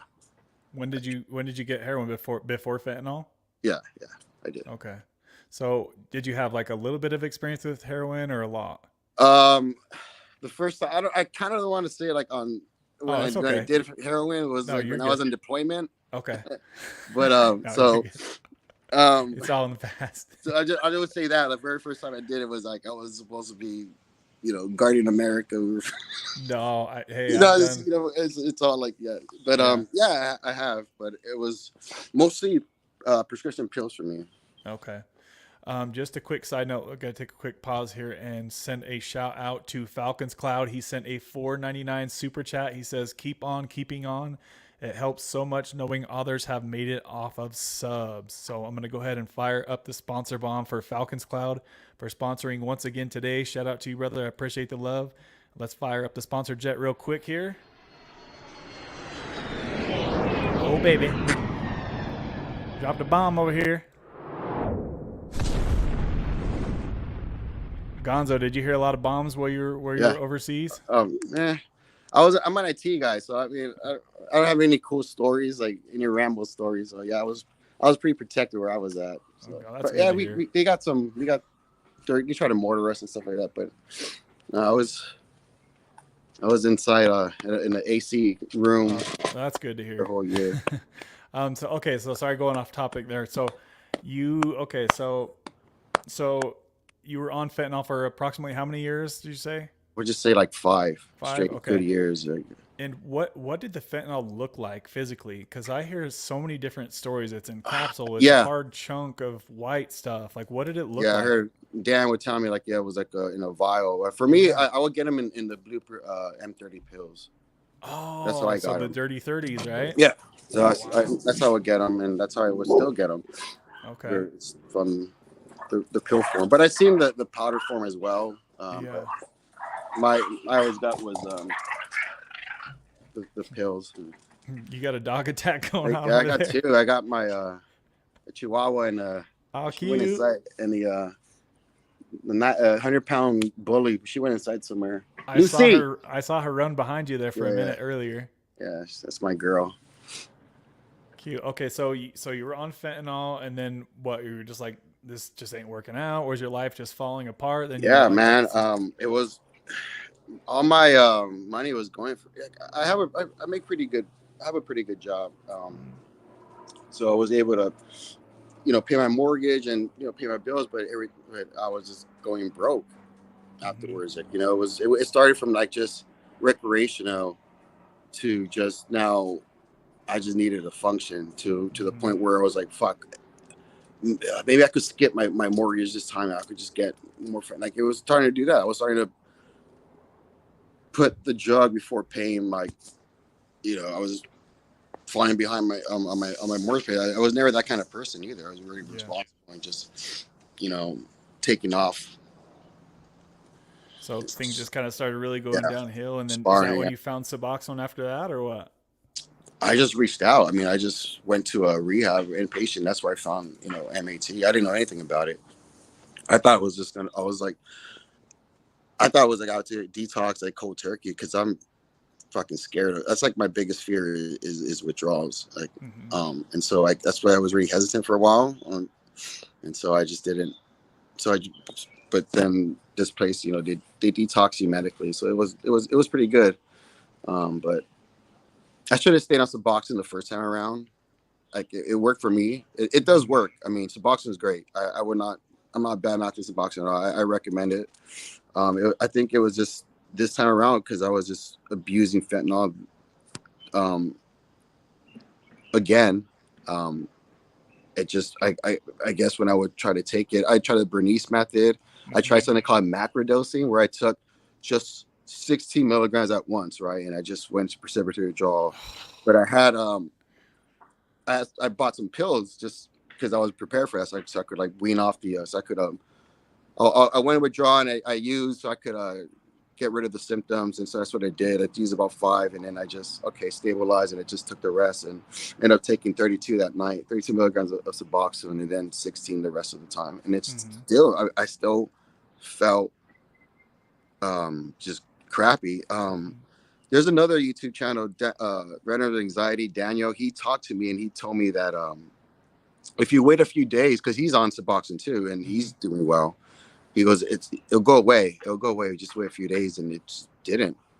Like it was like that for a few weeks, and I would just say fuck it, just go and score So what you just explained there was exactly what Luke would always talk about. to the How like T. if Right, you flip back and forth from fentanyl to Suboxone, and then try to go back to fentanyl or right. Suboxone, it just fights each other for a long time, and that's really interesting Mm-hmm. because even like recently, I've talked to FMD or Dan about him going from fentanyl to Suboxone, and he's usually able to do it seamlessly within just a couple of days, really, without too much of an issue. It's interesting how for you and Luke it was so hard to get back onto Suboxone, but for Dan, he can, like, some people can do it easier.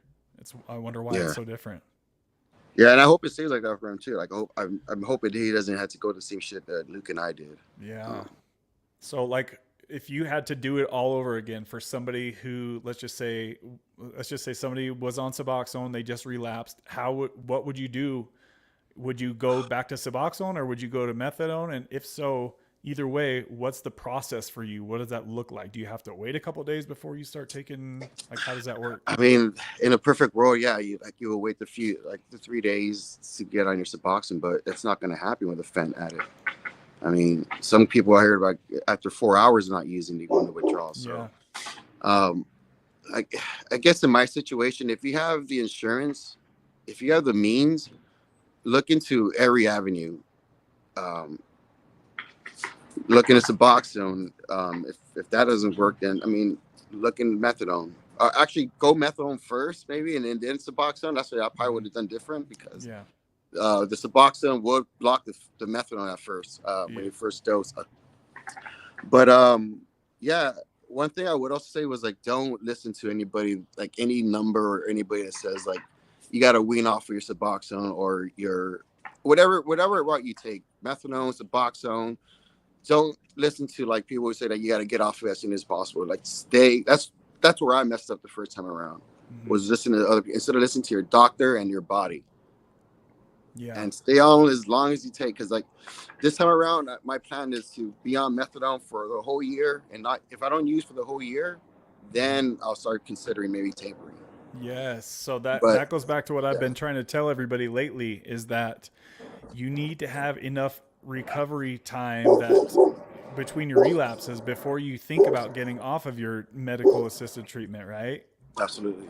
How long would you say for most people, generally speaking, if you had to throw out a time, what do you think would be a decent idea of time that you had, let's just say you were on Suboxone for X amount of time before thinking about getting off of it? What would you say in your experience would be I think I think a good year. at least Honestly, a I mean, year, right? just because from what I mean, everybody's brain's different, Yeah. you know, and I'm up there in age. I'm in my 40s. I'm 43, so as you get older, it gets harder too to Yep. bounce back.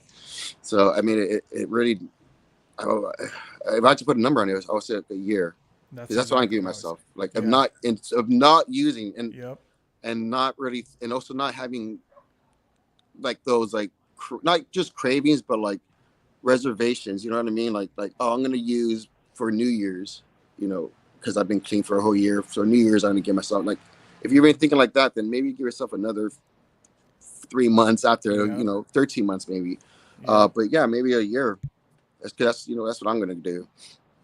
Yeah, I think that's a great Yeah. idea for sure. Off topic, real quick here, we had another super chat come through. Jill sent a $10 super chat. I appreciate the love, Jill. It's good to see you up in here as always. Also, we had Marky Rizzo showing love with a $5 Cash App. So shout out to you guys for sponsoring today's live stream as well. Let's go ahead and fire up the sponsor jet real quick, baby. Just a moment here. And the puppies too. Dropping sponsor bombs, Jill and Marky Rizzo. Thank you guys very much. I appreciate the love, guys. All right, so back to you, good sir. So, okay, so do you agree with me thinking that, okay, if fentanyl is up here, methadone is probably the next best step down for most people, right? Uh-huh. Versus Suboxone? I don't want to say that because I It's know hard to say. people that they're on fentanyl and they use Suboxone and they're great on it. So I Yeah. mean, it's just this second time. I don't know what was different. Maybe because I didn't do the Suboxone as prescribed. Like I didn't Yeah. wait the 3 days. Like I was doing the Bernice method. I was Mhm. doing this fucking microdosing, but I also waited a few days on just Suboxone, and it just that feeling never went away. Like I knew I wasn't supposed to feel because I couldn't even work a program. Uh, but I don't want else to say like yeah, like if you're using fentanyl, you got to be on methadone first, and then like Yeah. no, but I don't know. I mean, but there's other people there. I mean, at the clinic that I talked to as well that in the same situation I was in, like they were on Suboxone as well, and they switched to methadone. So it's safe to say that everybody's different. Suboxone might I work know, better for some. I know, and I Methadone hate might work saying better. that because it's Yeah. such a cop out, but it's No. true. I mean, Yeah. we metabolize drugs different and different medicine and medication differently. So Do you think, in your experience, is it easier to go from fentanyl to methadone, or is it yeah, easier to go from fentanyl absolutely, to Suboxone? yeah, for sure, For way sure, easier. methadone. It's like you could the next day you could transition the next day Oh from wow. from So fentanyl to okay, it's a full agonist. So you're gonna nice. feel the effect, and then it goes away. There is that propensity of like of abuse. I can see Mm-hmm. that. I mean, Yeah, because it does cap off. I think at 150 milligrams. After that, I think dude. like But The girl I'm driving for Uber, she's on 220 milligrams oh of shit. Okay. methadone per day. She said she was taking 80 of those fake oxys a day. 200. No, she's on 220 milligrams of methadone, but she Okay. was Oh taking like wow. 80 fake blue 30s a day. So Yeah. she was on a really high dose of fentanyl. Yeah. I mean, because it is a full agonist. I mean, you Yeah. would feel the effect.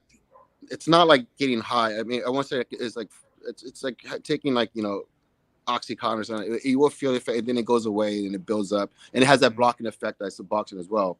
So Yeah. if you use, you won't get the euphoria. You'll just go block it, but it has to build up at first. But you could, because it's a full agonist, you could just transition real easy. Whereas the Suboxone, you got the butte that will kick off the receptors. It doesn't do Yeah. that with methadone. So I guess I'm a little confused then. You were just saying that methadone will block the fentanyl, but it doesn't have the It, blocker it in it. it blocks the euphoric. So if you take Oh, methadone and it's already built up in your receptors, yeah. if you would use, you won't feel the effect Oh, of okay. your I didn't know that. of the fentanyl, or like Suboxone would with the blocker. Yeah. I mean, if you use enough, like I guess it'll kick it off, but it does have that blocker, yeah. But Okay. it's easier to transition from fentanyl to methadone than it is from fentanyl to Suboxone. Okay. And how was the transition to go from Suboxone to methadone? For me, the first few days sucked. I mean, because I had so much Suboxone in my system. I was taking 24 Hmm. for like 2 months, man. Like, and then before that was 16 for like the first the first since January. So I had a lot, and so like the first 2 days, like it was at a, get my body adjusted to it, but because it's gonna block buprenorphine blocks overtakes everything else. Yeah. Even though it's a mild opiate, it's still it sticks to the receptors Yep. stronger than any other opiate. Yep. So it took a while. So but it took a couple of days, but after that, like it was like this weird, like just a switch, like just something in my head just switched. Like it was like I just felt better, Yeah. like for the first time, like in a long time. So if you had to rate yourself on a 1 to 10 scale of just how good you're feeling, how okay you're feeling, right? How would you rate yourself on Suboxone versus methadone? Suboxone this time around, I mean, a 2. A 2. Yeah, Damn. because I want to, because I don't know. I mean, I was still able to, like, when I'm in full withdrawal, like I can't even get out of bed. Yeah. So I was so able to somewhat. I was just thinking, am I just being a pussy? Am I just just get up? Like just go to the gym, just do it. Like, but I really, like, I will get home from work Damn. and I'll be just like drained. And it was like, no, like, after when I went switched to methadone, now I feel different. Now I know this is how I should be feeling. Yeah. Because I was Wow. on antidepressants too. I was taking Wellbutrin too, Uh-huh. because that's really, I was telling my provider, like, I'm feeling like shit. I'm Yeah. feeling shitty. But yeah, I was like a 2 or 3, and on the methadone I'm about a 7, 8. I don't want Wow, to say 10 dude. because, like, 10, Damn. but yeah, I'm feeling good. That's a huge improvement for Yeah, sure. I'm for glad I sure. asked that question because that like you can only hear what you're saying, but when you throw out the numbers of the ratings, that really tells a big chunk of Yeah, it's how a big of an significant impact it's difference. making. Wow, dude, Absolutely. that's way better. Wow, I'm really glad that you're feeling so much better. Holy shit, dude. Thank you, man. That's I really mean, good your to hear. channel, dude, was helped me a lot though. I mean, when I was going through it, like for the first, when I was finishing it, like your channel, Luke, um, you guys, dude, you really pulled me out to some dark shit though. So I thank you, man. I really Dude, do. that's awesome. Thank you for sharing that. I appreciate that. Did you find me through Luke's channel? I think so. I Yeah. found Luke the first time, like, was like years ago when I was going through withdrawals. Like that's Yeah. how I found Luke's, and I found your channel and FMD, but Yeah. through your channel. But yeah, Dang, dude, that's awesome. Yeah, I'm really glad that you found this community because you've been yeah, pretty me too. consistent up in here, hanging out and sharing Yeah, what you're man, I going love it. through. It's a good community that we have here. It's I'm like a trying to. mini like meeting, Yeah, like exactly. it Meeting is. is the best way to kind of describe what we're doing here, right? It's pretty much just like a weekly meeting that Yeah, we're doing here every yeah, week. that's how I feel. Yeah, That's how I take it. just surrounded by like-minded people and sharing what you're sharing. Yeah, This is the really working out non-judgment for too me. is Yeah, it's huge, man. That's like, thank you too for that, man. Your understanding, and like you're just really easy to talk to, man. You're going yeah. places, bro. Thank you for I making this appreciate channel. that. Yeah, thank you very much. I'm trying to think if I have any other questions for you. Is there anything else you wanted to share with the people about what you've gone through? Anything, Um, what to do, what not to do? Anything, if you could do it over again, you would do it this way or that way? Anything like I that? mean, definitely I wouldn't take opiates, but like, I mean, yeah, I mean, it's a struggle. I mean, addiction doesn't, um, it doesn't discriminate. I mean, like I would, when I went to rehab, I went to this real nice one, and I was still like thinking like, oh, I'm not like these junkies. Like I got a career, I got my own place. Like they're fucking homeless. Like Yeah. no, like it's it ruins people's lives. Like but if it's not it's not a sustainable life. Get help. Whatever you got, do what you gotta do. Suboxone, methadone, fuck religion, whatever. Just get clean, and things like what you're doing, helps a lot, man. I And appreciate it. thank you. Yeah. Just could you imagine how much harder this would be if we didn't have the tools like methadone and Suboxone, even Yeah. kratom throw in there too? Like, dang, dude. If we just made us just go cold turkey like some other places, like Damn.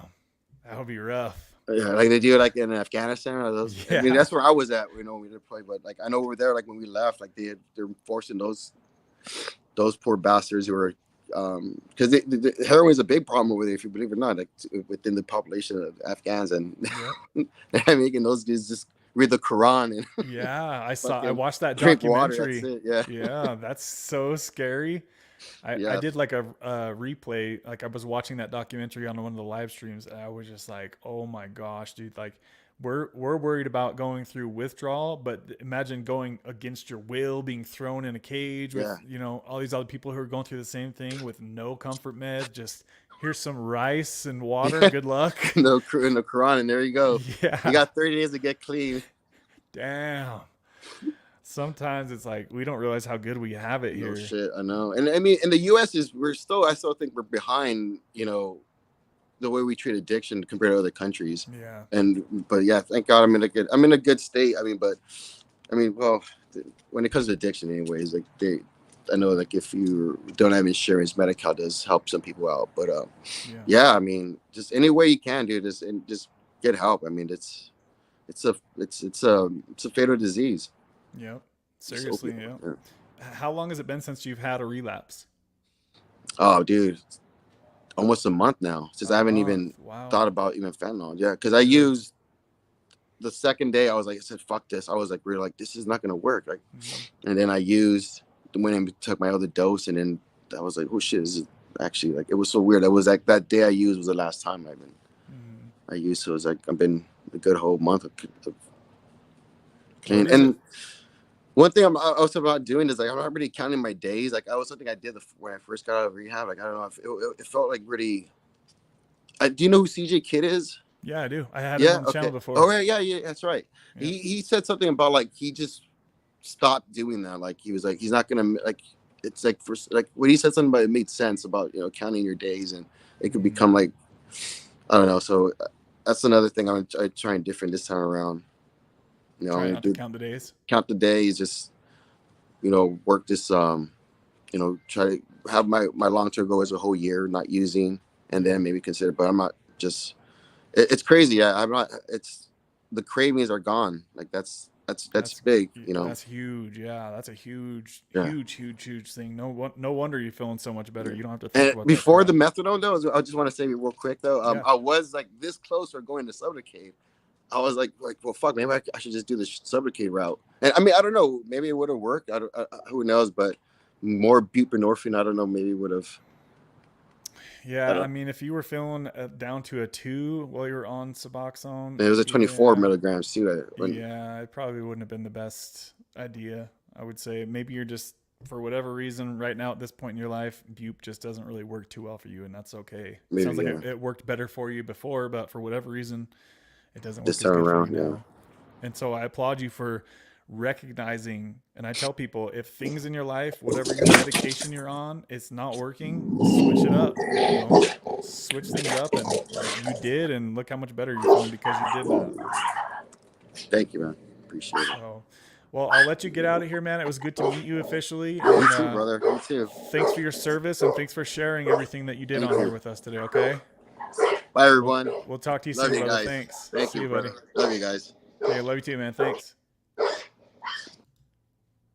Awesome, guys. Awesome stuff. Thanks for having him hop on here unplanned like that. I really appreciate meeting you guys. And now I know when he hops on, now I know who I'm talking to in the future. So always makes me really happy to meet more of you here on the YouTubes.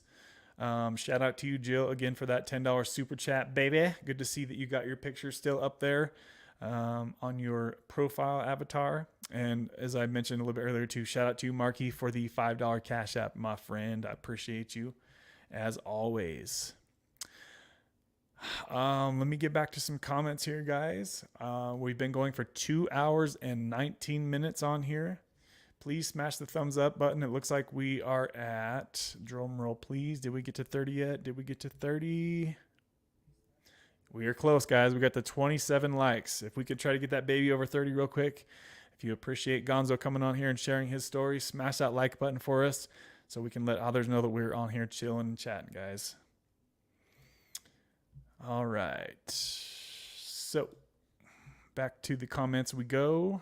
I'm sure he'll probably be on here still listening. So if any of you guys have any further questions for Gonzo, or if you're watching this on the replay, feel free to post a question if you had one for Gonzo. And because I know that a lot of people are intrigued about the whole Suboxone versus Methadone debate, I guess you could call it. It's not really a debate, but that's just kind of how I framed that. If you have questions about stuff that we talked about here, make sure that you post them, and possibly he can respond on the replay crew. So where was I at with the comments here, guys? We'll probably go for another, my back is killing me sitting in this chair for 2.5 hours. We'll probably go for another 10, 15, 20 minutes or so. If you have any final comments, questions, concerns, please post them now. If you're in here ghost listening, that's okay. Just say hello if you'd like to. Rachel is in here. Good to see you in here, Rach. What's up, girl? How you doing? How's Brick Saddy working for you? Anything changed since we last spoke, Rach? Let us know. Let us know if you're still in here. Hopefully you guys can hear me okay. Such good advice. Get off only when you're ready. Yes. And remember, guys, that's up to you, the person in the mirror, obviously, and your doctor, to know. You know, some people need to be on Suboxone for 5 years. Some people, that's a great idea for them. And other people, maybe it's only a year, right? Maybe for whatever reason, you feel like you only want to go 6 months. That's up to you, guys. It's what you feel like. If you're feeling like total crap and you're on Suboxone, then yeah, talk to your doctor about switching things up.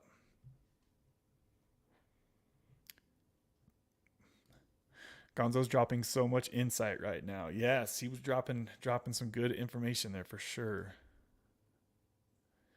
KG Smith says, looking back, I wish I had gone to rehab 15 years ago and not done the subs, but I was only abusing Loratab. Wasted a lot of time, I feel like. Yeah, and so that's how I can see that, you know, as you're firsthand seeing what your husband is going through with the Loratab, right? You can see that it would be ideal for him to just taper down off of those on his own, and just, especially where he's not in risk of going out and buying fentanyl, right? He's not really a high risk addict at this point in time, thankfully. I'm knocking on wood over here. So yeah, just if you're on a low dose of Loratab, just taper yourself off. That's going to save you a lot of headache and time and troubles in the future, right? Having to taper yourself off of Suboxone. But if you're somebody who's risking relapse going back to fentanyl, that's a total different situation. Relapsing back to Loratab versus fentanyl, that's not even the same league at all, as you guys know. And make sure your microwaves are clean, Jill. Only a select few will know what that joke is about. Caddy says, yes, I'm working on my my odd OCD. Oh, that's Jill. She switched her name. Or does she just hop on a different computer? Probably. Tara says, I'm loving this convo. I'm glad you enjoyed that, Tara. Thanks for still being here. Izzy just hopping in here to say hello. Do you want to say hi? Come here. Hop up, little buddy. Are you okay? Isabel, you missed some puppies? I saw some puppies on the computer. Yeah, they were barking at you. All right. Say hello, guys. Whoa. All right. So, Kimmy, what are you struggling with? Right on. Wow, that's a lot. As we all know, Suboxone is very strong. Yes, Suboxone is a strong drug for sure.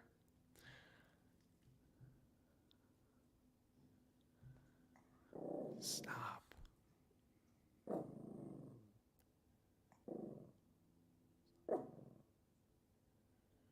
Scrolling through the comments here, guys.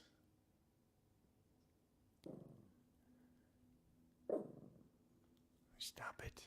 Little Grinch. She's a Grinch like her daddy.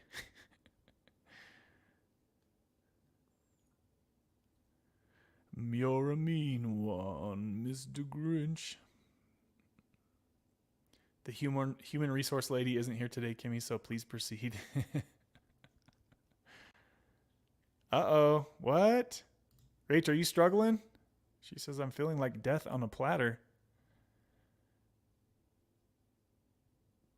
What's going on with you, Rach? What's going on? That's not good, girl. Rachel, I'm sorry, boo. Shauna said, is that Gonzo? Yes, that was Gonzo, guys. Good to see you. Got a picture up, Shauna. Good to see you. Thank you, dog.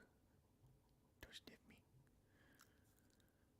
Kimmy wants to know if Gonzo is seeing anyone special. Ooh. Oh, that's what was going on. Huh? Is that what's going on here? Shut up, Marky. I'm not wondering that. Marky throwing Kimmy under the bus. Caddy said, you're looking good, Gonzo.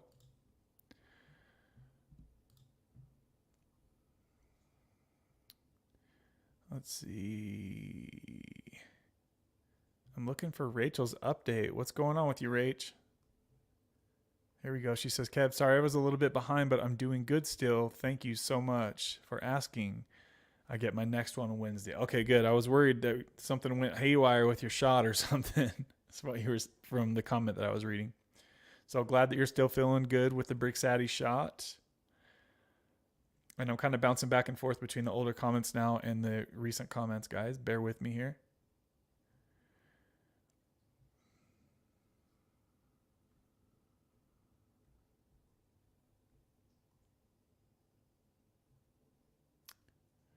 Oh, here we go. So she says, oh, I didn't mean I was feeling like death. I'm sorry. I meant Gonzo with withdrawals. Oh, she was just responding to what Gonzo was talking about. Gotcha. Marky says, is there a special lady in his life asking for a friend, Marky? So Gonzo, feel free to respond to that if you want, if you're still in here.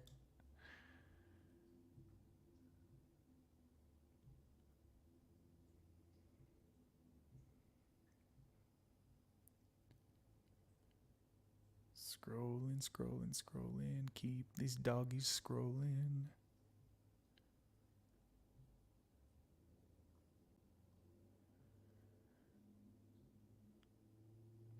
KG says, thank you, Kevin, for all your work and bringing these fine people together. I really love you all. Thank you, thank you, thank you, KG. I appreciate you and that you recognize that it is a little bit challenging sometimes to bring people to this. And for having people just hop on like that and share the details that he shared, it's not easy to find people that are willing to do that. So remember, guys, that a lot of what this channel is what you guys are going through, who you are, where you've been, and what you're going through, right, guys? We want to hear from you guys on this channel.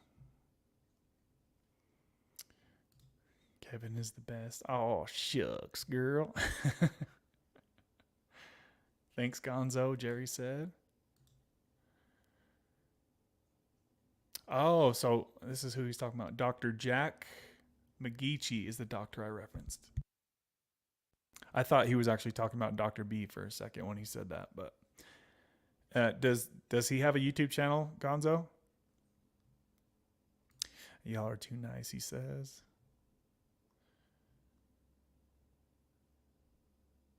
Had all the girls turn up, bro.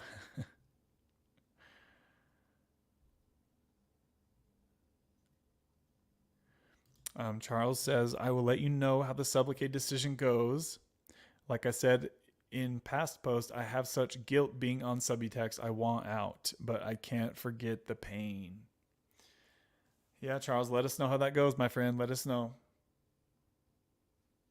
And you're not alone in guilting yourself. Many people watching this do the exact same thing, right?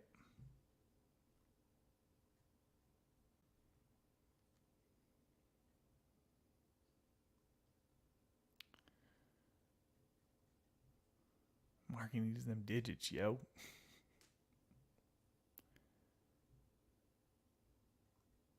Y'all are cracking me up today. We love you, KG.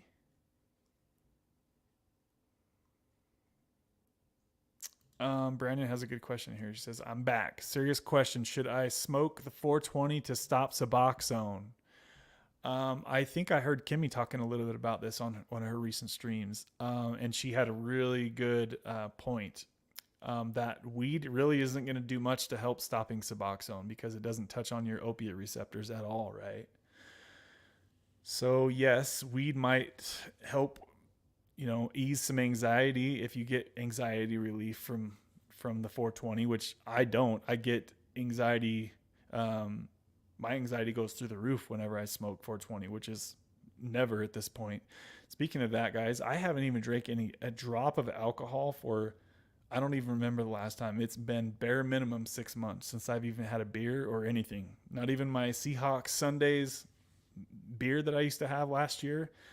I was just thinking about it. I seriously don't remember the last time I drank alcohol. So I'm going to go ahead and pat myself on the back here for that one. That's pretty damn cool because, 5-10 years ago, I used to drink pretty normally. Like on the weekends, it wasn't out of the norm for me to take, 5 or 7 vodka shots on a weekend night. So, and I've never really been what I would consider to be an alcoholic. But it was, from probably when I started drinking at maybe 22, 23 years old, from then till probably about the age of 30, I would say I drank quite often, at least probably on the weekends for sure.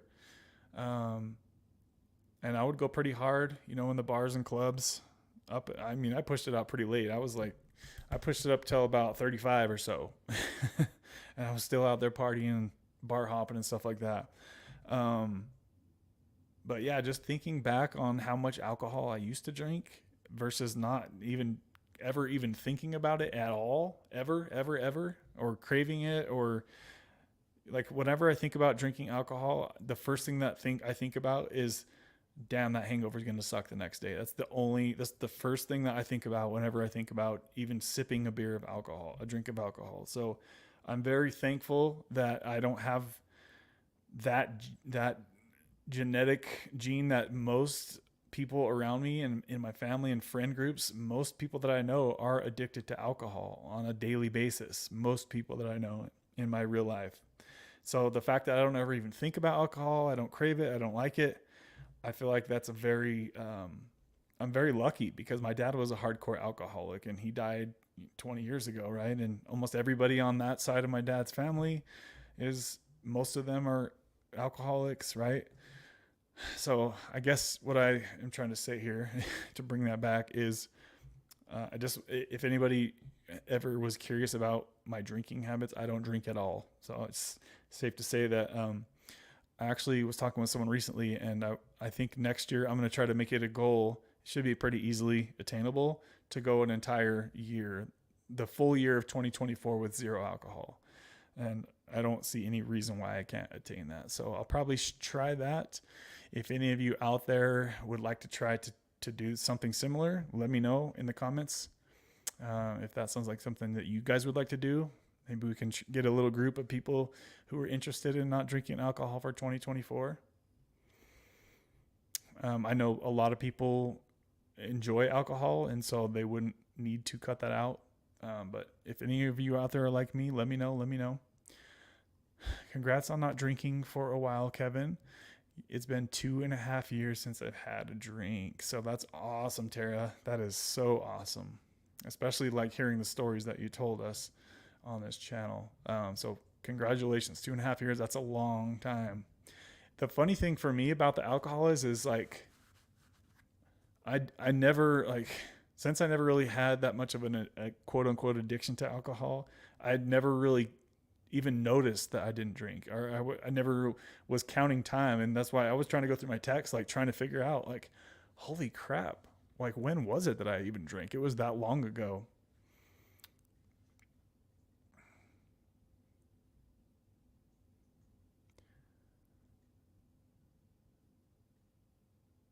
Yeah, Gonzo said weed won't do crap for withdrawals, brother, and I agree. I agree, and I think Kimmy would agree as well. Yeah, weed isn't going to do anything for Suboxone withdrawal, and the only thing it's going to do is maybe daze you out some and pass some time, probably. But yeah, you're just going to probably have to do a long, slow taper, Brandon. That's what I would probably recommend, unless you have access to Sublocade. That's also an option as well, if you have insurance for it. Yeah, that's a good point. Kimmy says it has the potential to make some of the withdrawal problems worse. I heard her talking about that as well. And I think there are certain things that people can take when in withdrawal that can make things worse. So you really got to be careful, and you really got to know how your body's going to react to certain substances, because I keep saying it, we're all different, but it's so true. Every substance is different. Every person's different. There's just too many variables that come into the play there. It may help you get some sleep, but it may make anxiety worse and RLS, etc.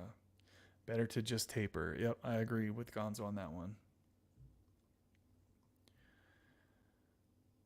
Yeah, I definitely, Brandon, with what you're going through with the girlfriend stuff, I definitely wouldn't recommend just doing like a cold turkey jump from Suboxone. It's just too much to handle for one man. Especially if you're really heartbroken over losing your girlfriend, and then trying to throw in a cold turkey Suboxone jump. That's just way too much for one man to handle.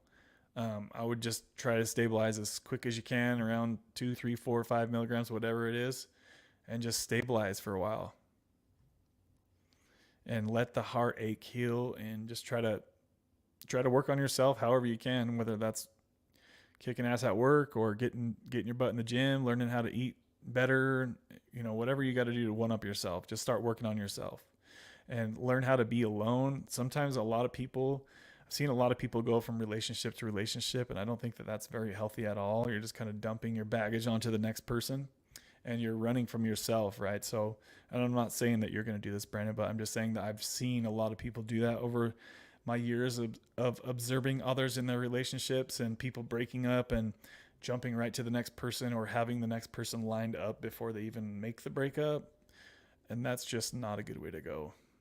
You definitely need to feel it to heal it, and work on yourself, and learn how to be happy being alone. That's a big, huge key to life, guys. If you can't be happy chilling with yourself on a Friday or a Saturday night, it's going to be a challenging life for you, my friend. Ask me how I know. I remember I had to take a good year. It was a year or two totally off of dating, because I was guilty of doing exactly what I just talked about. I was going from relationship to relationship. I couldn't stand being alone. I was too needy and clingy. I couldn't be alone. And then I was like, you know what? This has got to change.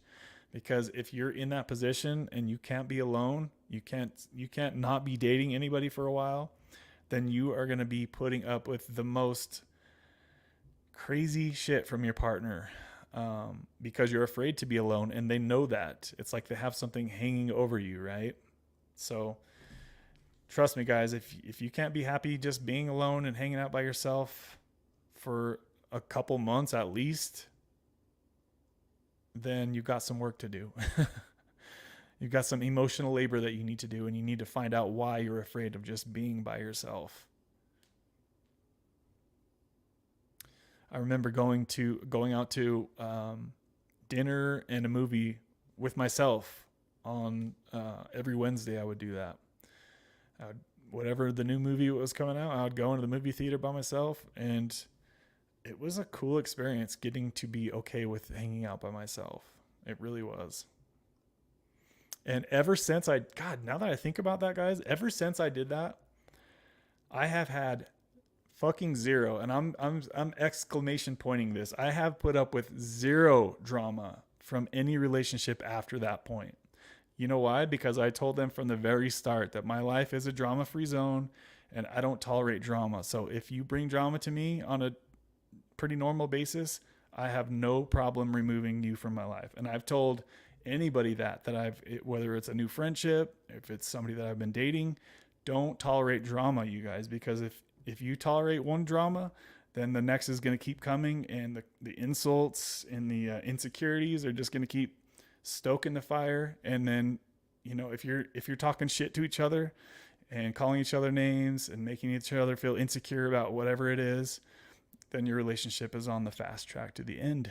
So I don't know why I'm even talking about this stuff right now. Let's get back to the comments. Sorry, guys. Some random stuff I'm talking about over here. Kimmy says, I truly believe you have to be happy within yourself before you have a happy, successful relationship. I agree with that 110%.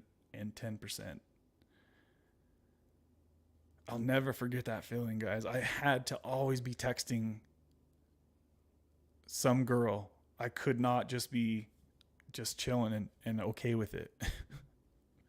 It's honestly kind of pathetic thinking back. And I think a lot of it comes from probably my childhood. I was raised by my single mom. My dad really didn't teach me any of the manly things, right? I saw my dad like once every other weekend for a day or something like that. It wasn't much of a father experience that I had. So I think a lot of it comes back to childhood trauma and stuff, but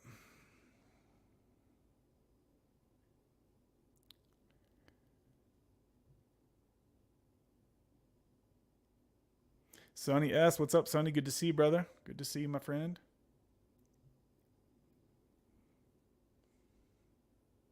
Brandon's recovery ended up making it. That's good to see you in here, Brandon. We've gone for 2 hours and 40 minutes, guys. We still have 21 people in here.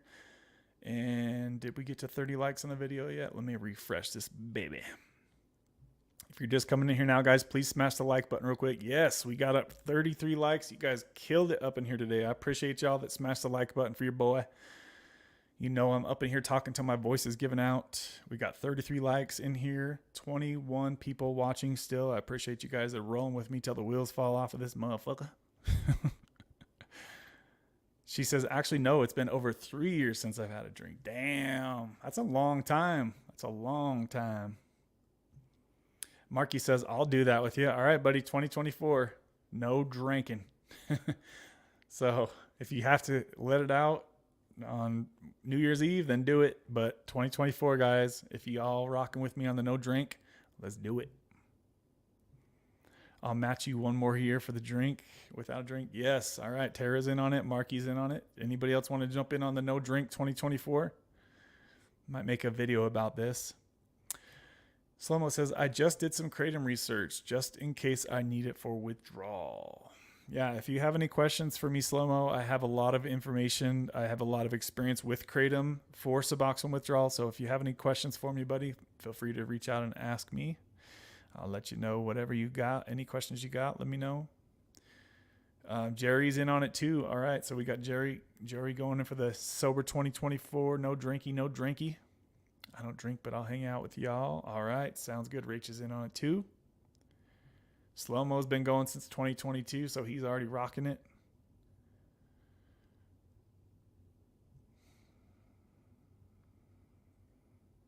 Where am I at here? My dad's flight keeps getting delayed. I got to pick him up at the airport. Chicago always seems to have delays. Chicago, Bobby.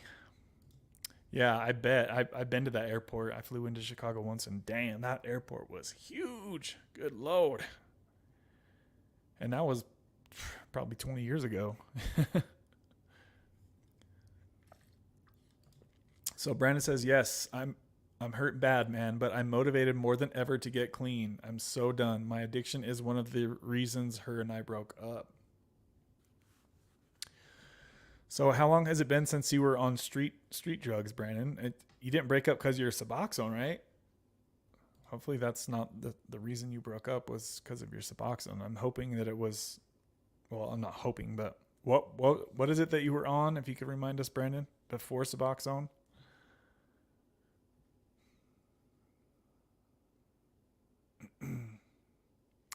That's not a bad idea. What about getting a dog or a cat? Just make sure that you've thought it through because that is a big commitment. I mean, are you in the position to where you can have an animal living at home that you can, I don't know if you work from home or not, but are you going to be gone all the time? If so, that's probably not the best idea. If you're home a lot, then I would say, yeah, that's probably not a bad idea. Um, I love having Izzy. She's definitely she gives me something to wake up for every day, and she gets so happy just to for me to get her food every morning that it's like just seeing her get so happy for me to get her food. I'm like looking for her. Just seeing her get so happy to for me to feed and water her, like she gets so happy. Like just seeing how excited she gets for food, that alone makes me happy.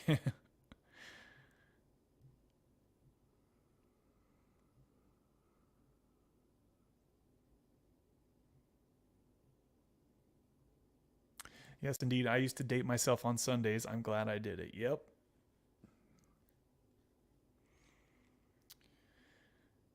Yeah, I know somebody going close to me going through a really rough time with their relationship right now, and man, the stuff that they put up with, it blows my mind. Some of the things that people will put up with that in relationships, it's just like, what? Are you serious?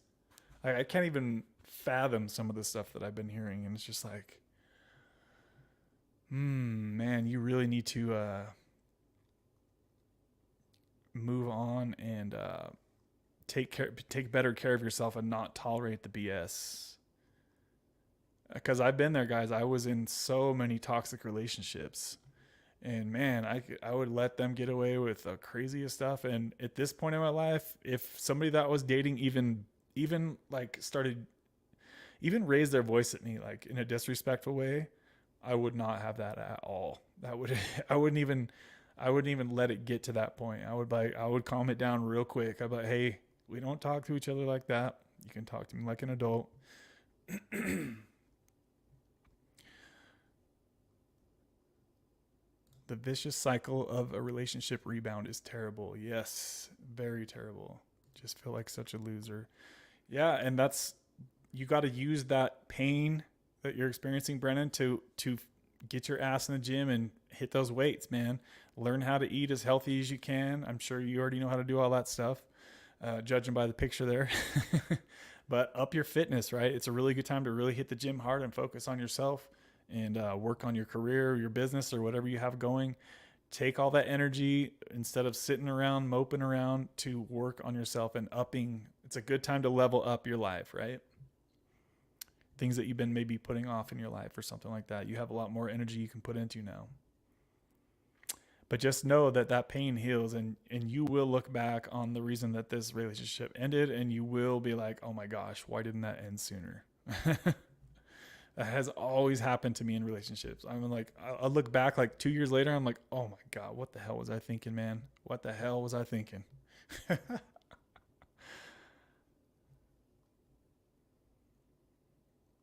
Pets are awesome. Dog, if you have the time to dedicate and you're home a lot. Otherwise, kitty cat. That's a great point.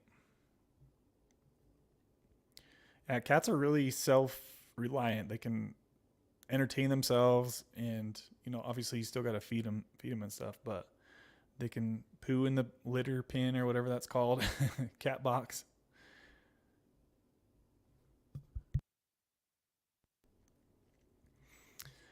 We're going to start winding things down, but I need to get through the comments first. But before we do, I need to thank the sponsors of today's live stream. So there was a pretty good list of you guys who contributed today. I really do appreciate y'all showing the love. First and foremost, we had Matt K showing major super sponsor bomb. He sent a $100 sponsor bomb today. So super shout out to you, Matt K. If you're still in here, brother, I really do appreciate the love for the channel, my friend. Also, we had Kimmy B with a huge $50 Cash App donation as well. Shout out to you, Kimmy. I really appreciate the love that you show this channel on a freaking weekly basis, Kimmy. You are a badass. Thank you, girl. I really appreciate you. Also, KG Smith with a $40 Cash App donation today. Shout out to you, KG Smith. Thanks for letting us know how you're doing, and hopefully you and Jeff continue to meet the goals that you guys set for yourself, whatever they may be. I appreciate you showing the love, KG. Tell Jeff I said what's up. Haven't seen him on the channel for a while. Also, we had Roberta with a $10 Venmo. We had Marky Rizzo with a $5 Cash App. Falcons Cloud with a $5 Super Chat. And Jill with a $10 Super Chat. I think that's everybody. I hope that's everybody. If not, I'm going to feel like a big jerk. I'll make sure that I list each and every one of you on the next Wednesday live stream, scrolling across the bottom, the entirety of the show, because you guys are who keep this show running. So I really appreciate each and every one of you in the past, present, and future that have been in the position to show some love to this channel. Y'all are incredible. Let's get back to the last comments here, guys. We've been going for almost 3 hours. 3 hours on this baby. Let's see here. Where was I at in the comments? Kingdom says, I'm the same way with drama. Save the drama for your mama. Dilly. Mama Dilly Llama. Haha. Yeah, dude. Can't do the drama, man. It's just like life is so freaking hard as it is. Why do we need to have this extra stress and tension in a relationship? Like, it doesn't make sense, right? If you're in a toxic relationship, guys, chances are there are probably either drugs or alcohol involved, because drugs equal drama. If you guys didn't know that, alcohol is the same. Alcohol equals drama, just like drugs. So if you or both of you in your relationship are struggling with addiction, there will likely be some dramatic things happening. So just keep that in mind.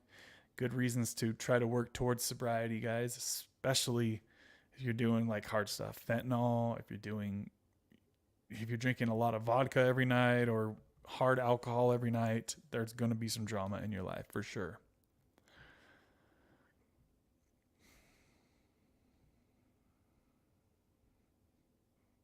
Oh my gosh, I was literally listening to that song this morning. Y'all remember the Miley Cyrus song, as cheesy as it sounds? The one where she's like, I can buy myself flowers.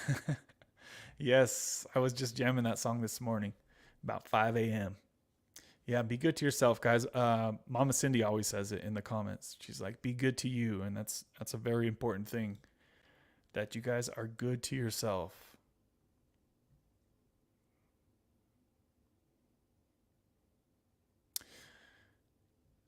I have someone on my channel asking about an interview with KG. Is there a KG interview? If so, where is this located? So not yet. I've been bugging her about it. Maybe in the future when she feels like she's not so camera shy. But she says down here, she says, no, I'm too camera shy. I'll try to get her on sometime. Remember, KG, that you don't have to come on with video if you're not comfortable with it. If you're okay to just doing audio only, that would work for us as well. And I'm sure the people would love to hear your story. So let me know, KG, if that's an option. I would love to set that up soon if you're able to. A relationship talk with Kev. That's me now. I have to text someone all the time. Yeah, dude. So that's not good to be like that, brother. You need to kick that habit. You really need to kick that habit, buddy. Take a few months, dude, and just, get off the dating apps if you're on them. Stop texting any prospects that you may have, and just work on yourself, dude. I'm telling you, you'll be miles ahead in the long run if you like to hang out by yourself. You won't be so needy and clingy, because women can pick that shit up like that, dude. They know when they've got a needy and clingy dude on their hands. And I've heard someone say, I don't remember who it was. What was this saying? It was something about, it's like one of the biggest turnoffs for women is a insecure, needy, and clingy man. It's just like, ugh, yeah, don't do it, man. It's a bad way to go. If you're constantly blowing some girl you're interested in her phone up all day, it's going to be a turnoff. It kills the attraction if you're constantly just texting somebody all day long. You need to have that space. Girls can become an addiction, absolutely. So Kimmy's so used to being alone, she says she's not sure she could even date anyone. Yeah, sometimes it's kind of funny you say that. So I've been dating the girl that I've been dating now for about 2 years, guys. And I got so used to being alone that I can't even have her sleep in my bed. I can't even have a sleepover because I just can't have anybody in my bed at night. I'm like, sorry, you gotta go home. And I have a big ass bed too, but something about having somebody sleeping in my bed, it does not work for me anymore at this point in my life. I have to sleep alone. And it sucks. I feel bad that I am that way. Are you any of you guys like that too? You're so used to sleeping alone that it was like if you have somebody sleep over, it's like you are not sleeping at all and it's miserable. I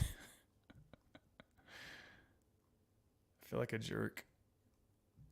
Mama Deb not around anymore, Sonny says. She hasn't been on the channel for quite a while. She hasn't been in the comments for quite a while. I haven't seen her for quite a while.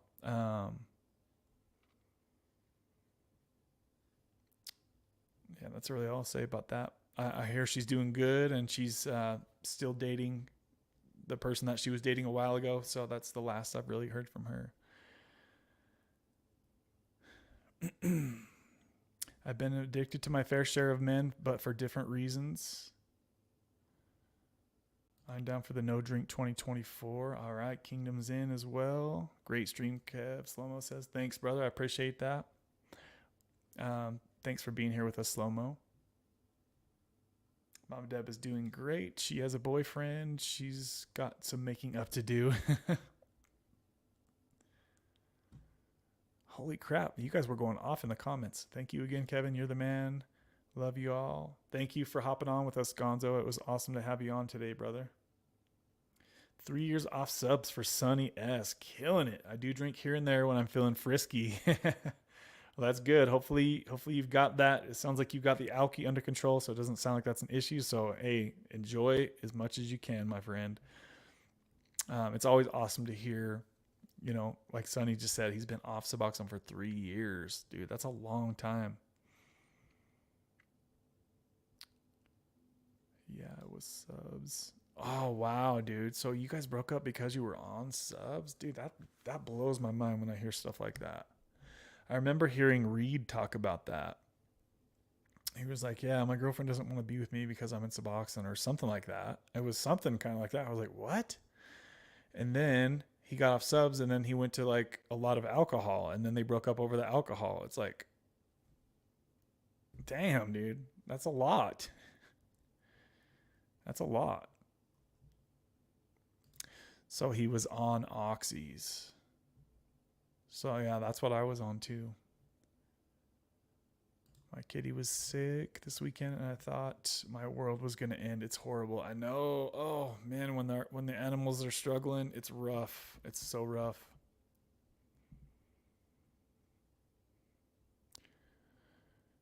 Scrolling through the comments. I got to kind of finish up here soon, guys. We got to finish this up before the 3-hour mark. We've got less than 4 minutes to finish this up here. MGTOW Jedi. You're probably the only one in here that even knows what MGTOW is, Marky, I bet. Does anybody else know what MGTOW is? Don't cheat. But if anybody knows what MGTOW is, let me know. I don't think anybody else would know what that is yet. I don't think that's gone mainstream enough yet.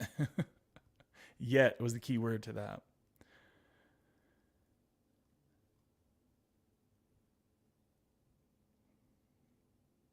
Yes, get sober and then find someone. Yes, yes, yes, yes. Yes, yes, yes, and yes again. Yeah, because then you don't have to do the whole explaining, oh, I take this every day for this. Like, it would just be a much cleaner slate to go into that without having to worry about that whole explanation.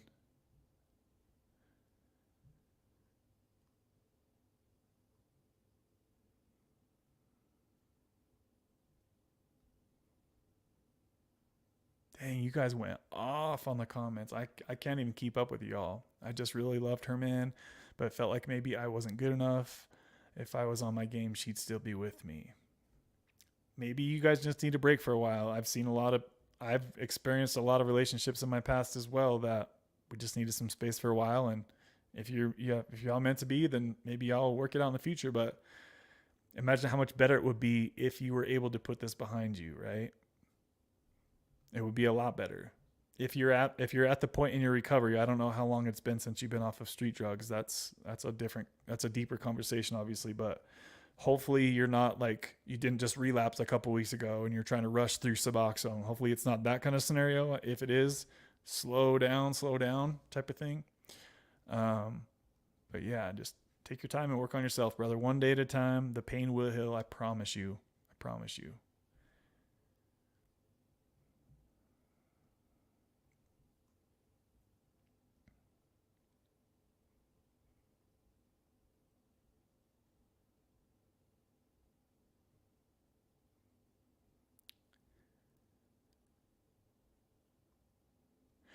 Real quick before I hop off of here, to my ladies, Kimmy, Tara, are either of you wanting to stream after this? If so, let me know real quick and I'll send everybody your way. Because if anybody wants to join the after party, we'll start calling it the after party. If any of my ladies or Kingdom Within, if you want to do a live stream, if any of y'all want to do a live stream on the tailgate of mine, just let me know and I'll make sure I tell people to go follow y'all for the after party. Because I got to get ready for the gym. Got back and biceps tonight. Oh boy. Speaking of drama. Hopefully it's all right. The person I was talking about with all the drama going on. Let's see here. Someone else should go live when Kev ends the stream. Yeah, that's what I was just talking about right there. Watching here, tempting, but not streaming tonight. Sonny, always good to see you too, brother. I saw your video real quick that before you deleted it of your new whip, brother. Good to see you, Sonny. Hopefully things are going well for you, my friend. Very thoughtful of you, Kev. Yeah, I figure why not, right? Why not? We can all grow together. Try to grow each other's channels together. And if y'all out there and you have a YouTube channel and you just started up, let us know and we'll send some people your way, guys. Definitely, it's always good to spread the love around YouTube. Just a quick side note. I know FMD is getting close to 1,000 subscribers, so hopefully he can do a live stream soon and we can congratulate him on hitting that. It's a major milestone for a YouTuber. 1,000 subscribers is the hardest 1,000 that you'll ever get, obviously, right? It takes a long time for most people to hit 1,000 subscribers. And it can get daunting when you're a small channel and just like, damn, dude, this takes so long. You're putting in so much work and not seeing much results at all. So for the newer YouTubers out there, keep it going. I know it seems like it takes for freaking ever, and it does most of the time, unless you get some lucky way up.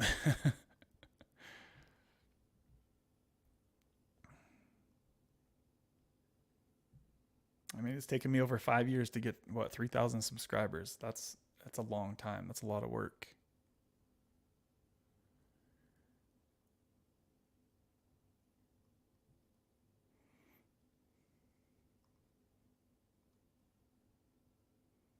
So it sounds like Kingdom Within is going live after me. Is that what I'm seeing right? Let me make sure I read that right.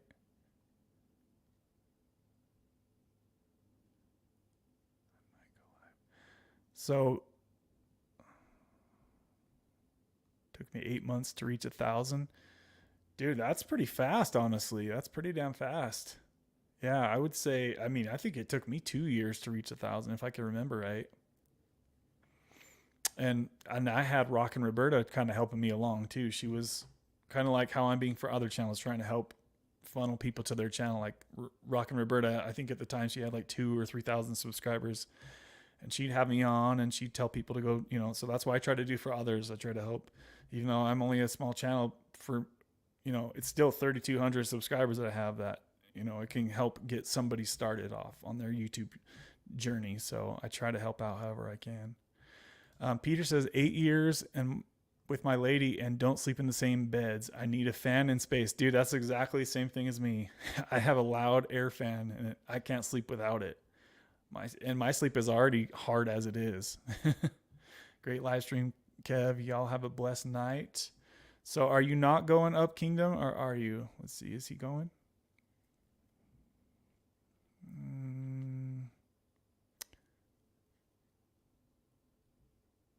my back is killing me, guys. Oh, we passed the 3-hour mark. Shoot, I was trying to stay under that.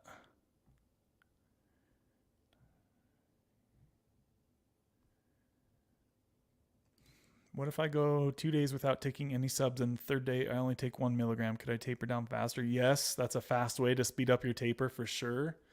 If you even just skipping 1 day will lower your dose. If you're trying to do that, I mean, I'm just worried about, are you in risk of relapse, Brandon, or is it only you're going to go back to Suboxone? Because if that's the worst case scenario is going back to more Suboxone, then you might be able to do what you're talking about there. But if your worst case scenario looks like going and buying some fentanyl off the street, then I don't suggest trying that. But if that's not you and you're not worried about taking fentanyl and relapsing, then you could try to do something like you just said. Remember, guys, I'm not a doctor and I can't give medical advice, so I wasn't giving medical advice, just saying what I could do, what I have done actually in that similar situation.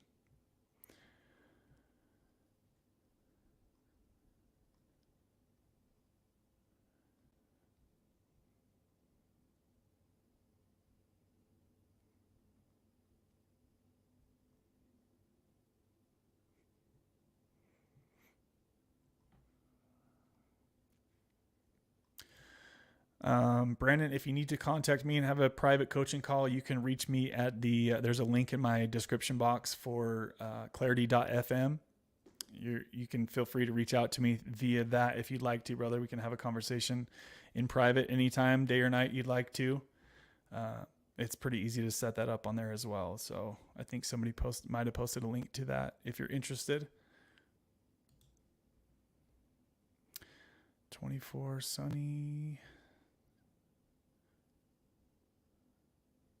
So Marky posted a link to Kingdom Within's channel. Not sure if he said he's going live or not. He might go live over there. Not seeing anyone.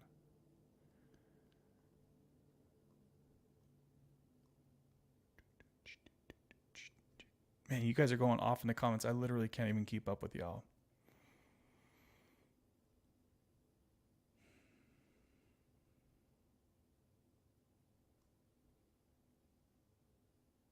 Okay, Kimmy, I'll try to check that out for sure. Thanks for leaving that up.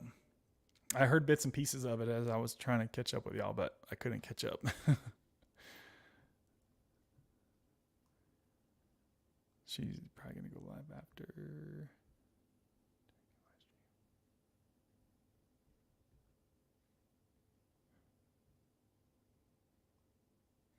Okay, guys, I'm going to turn on some chill music as I let the final comments roll in. I love y'all. Thank y'all for everything today. We had some great conversation. Thanks, Gonzo, for hopping on. Super extra thanks to Matt K, Kimmy B, and KG Smith, as well as everybody else who showed some love via the Super Chat / Cashapp. Y'all know how it goes. I appreciate y'all showing love to this channel. And possibly might do a Sunday stream. I'll let you all know. I'll give you guys a heads up if I decide to do one this week. If not, we'll see you all on the next one. Brandon says, yes, I'm interested. Okay, buddy, I'll watch for your clarity request to come through. Just set that up on there. And if you can, try to reach out to me through clarity maybe tomorrow. Tomorrow would be good for me. Or if not, Friday would work as well. And weekends would be pretty open as well. So I'll watch for your request to come through on there. And I look forward to talking to you, brother. So we'll see you all soon. I love you all. Bye.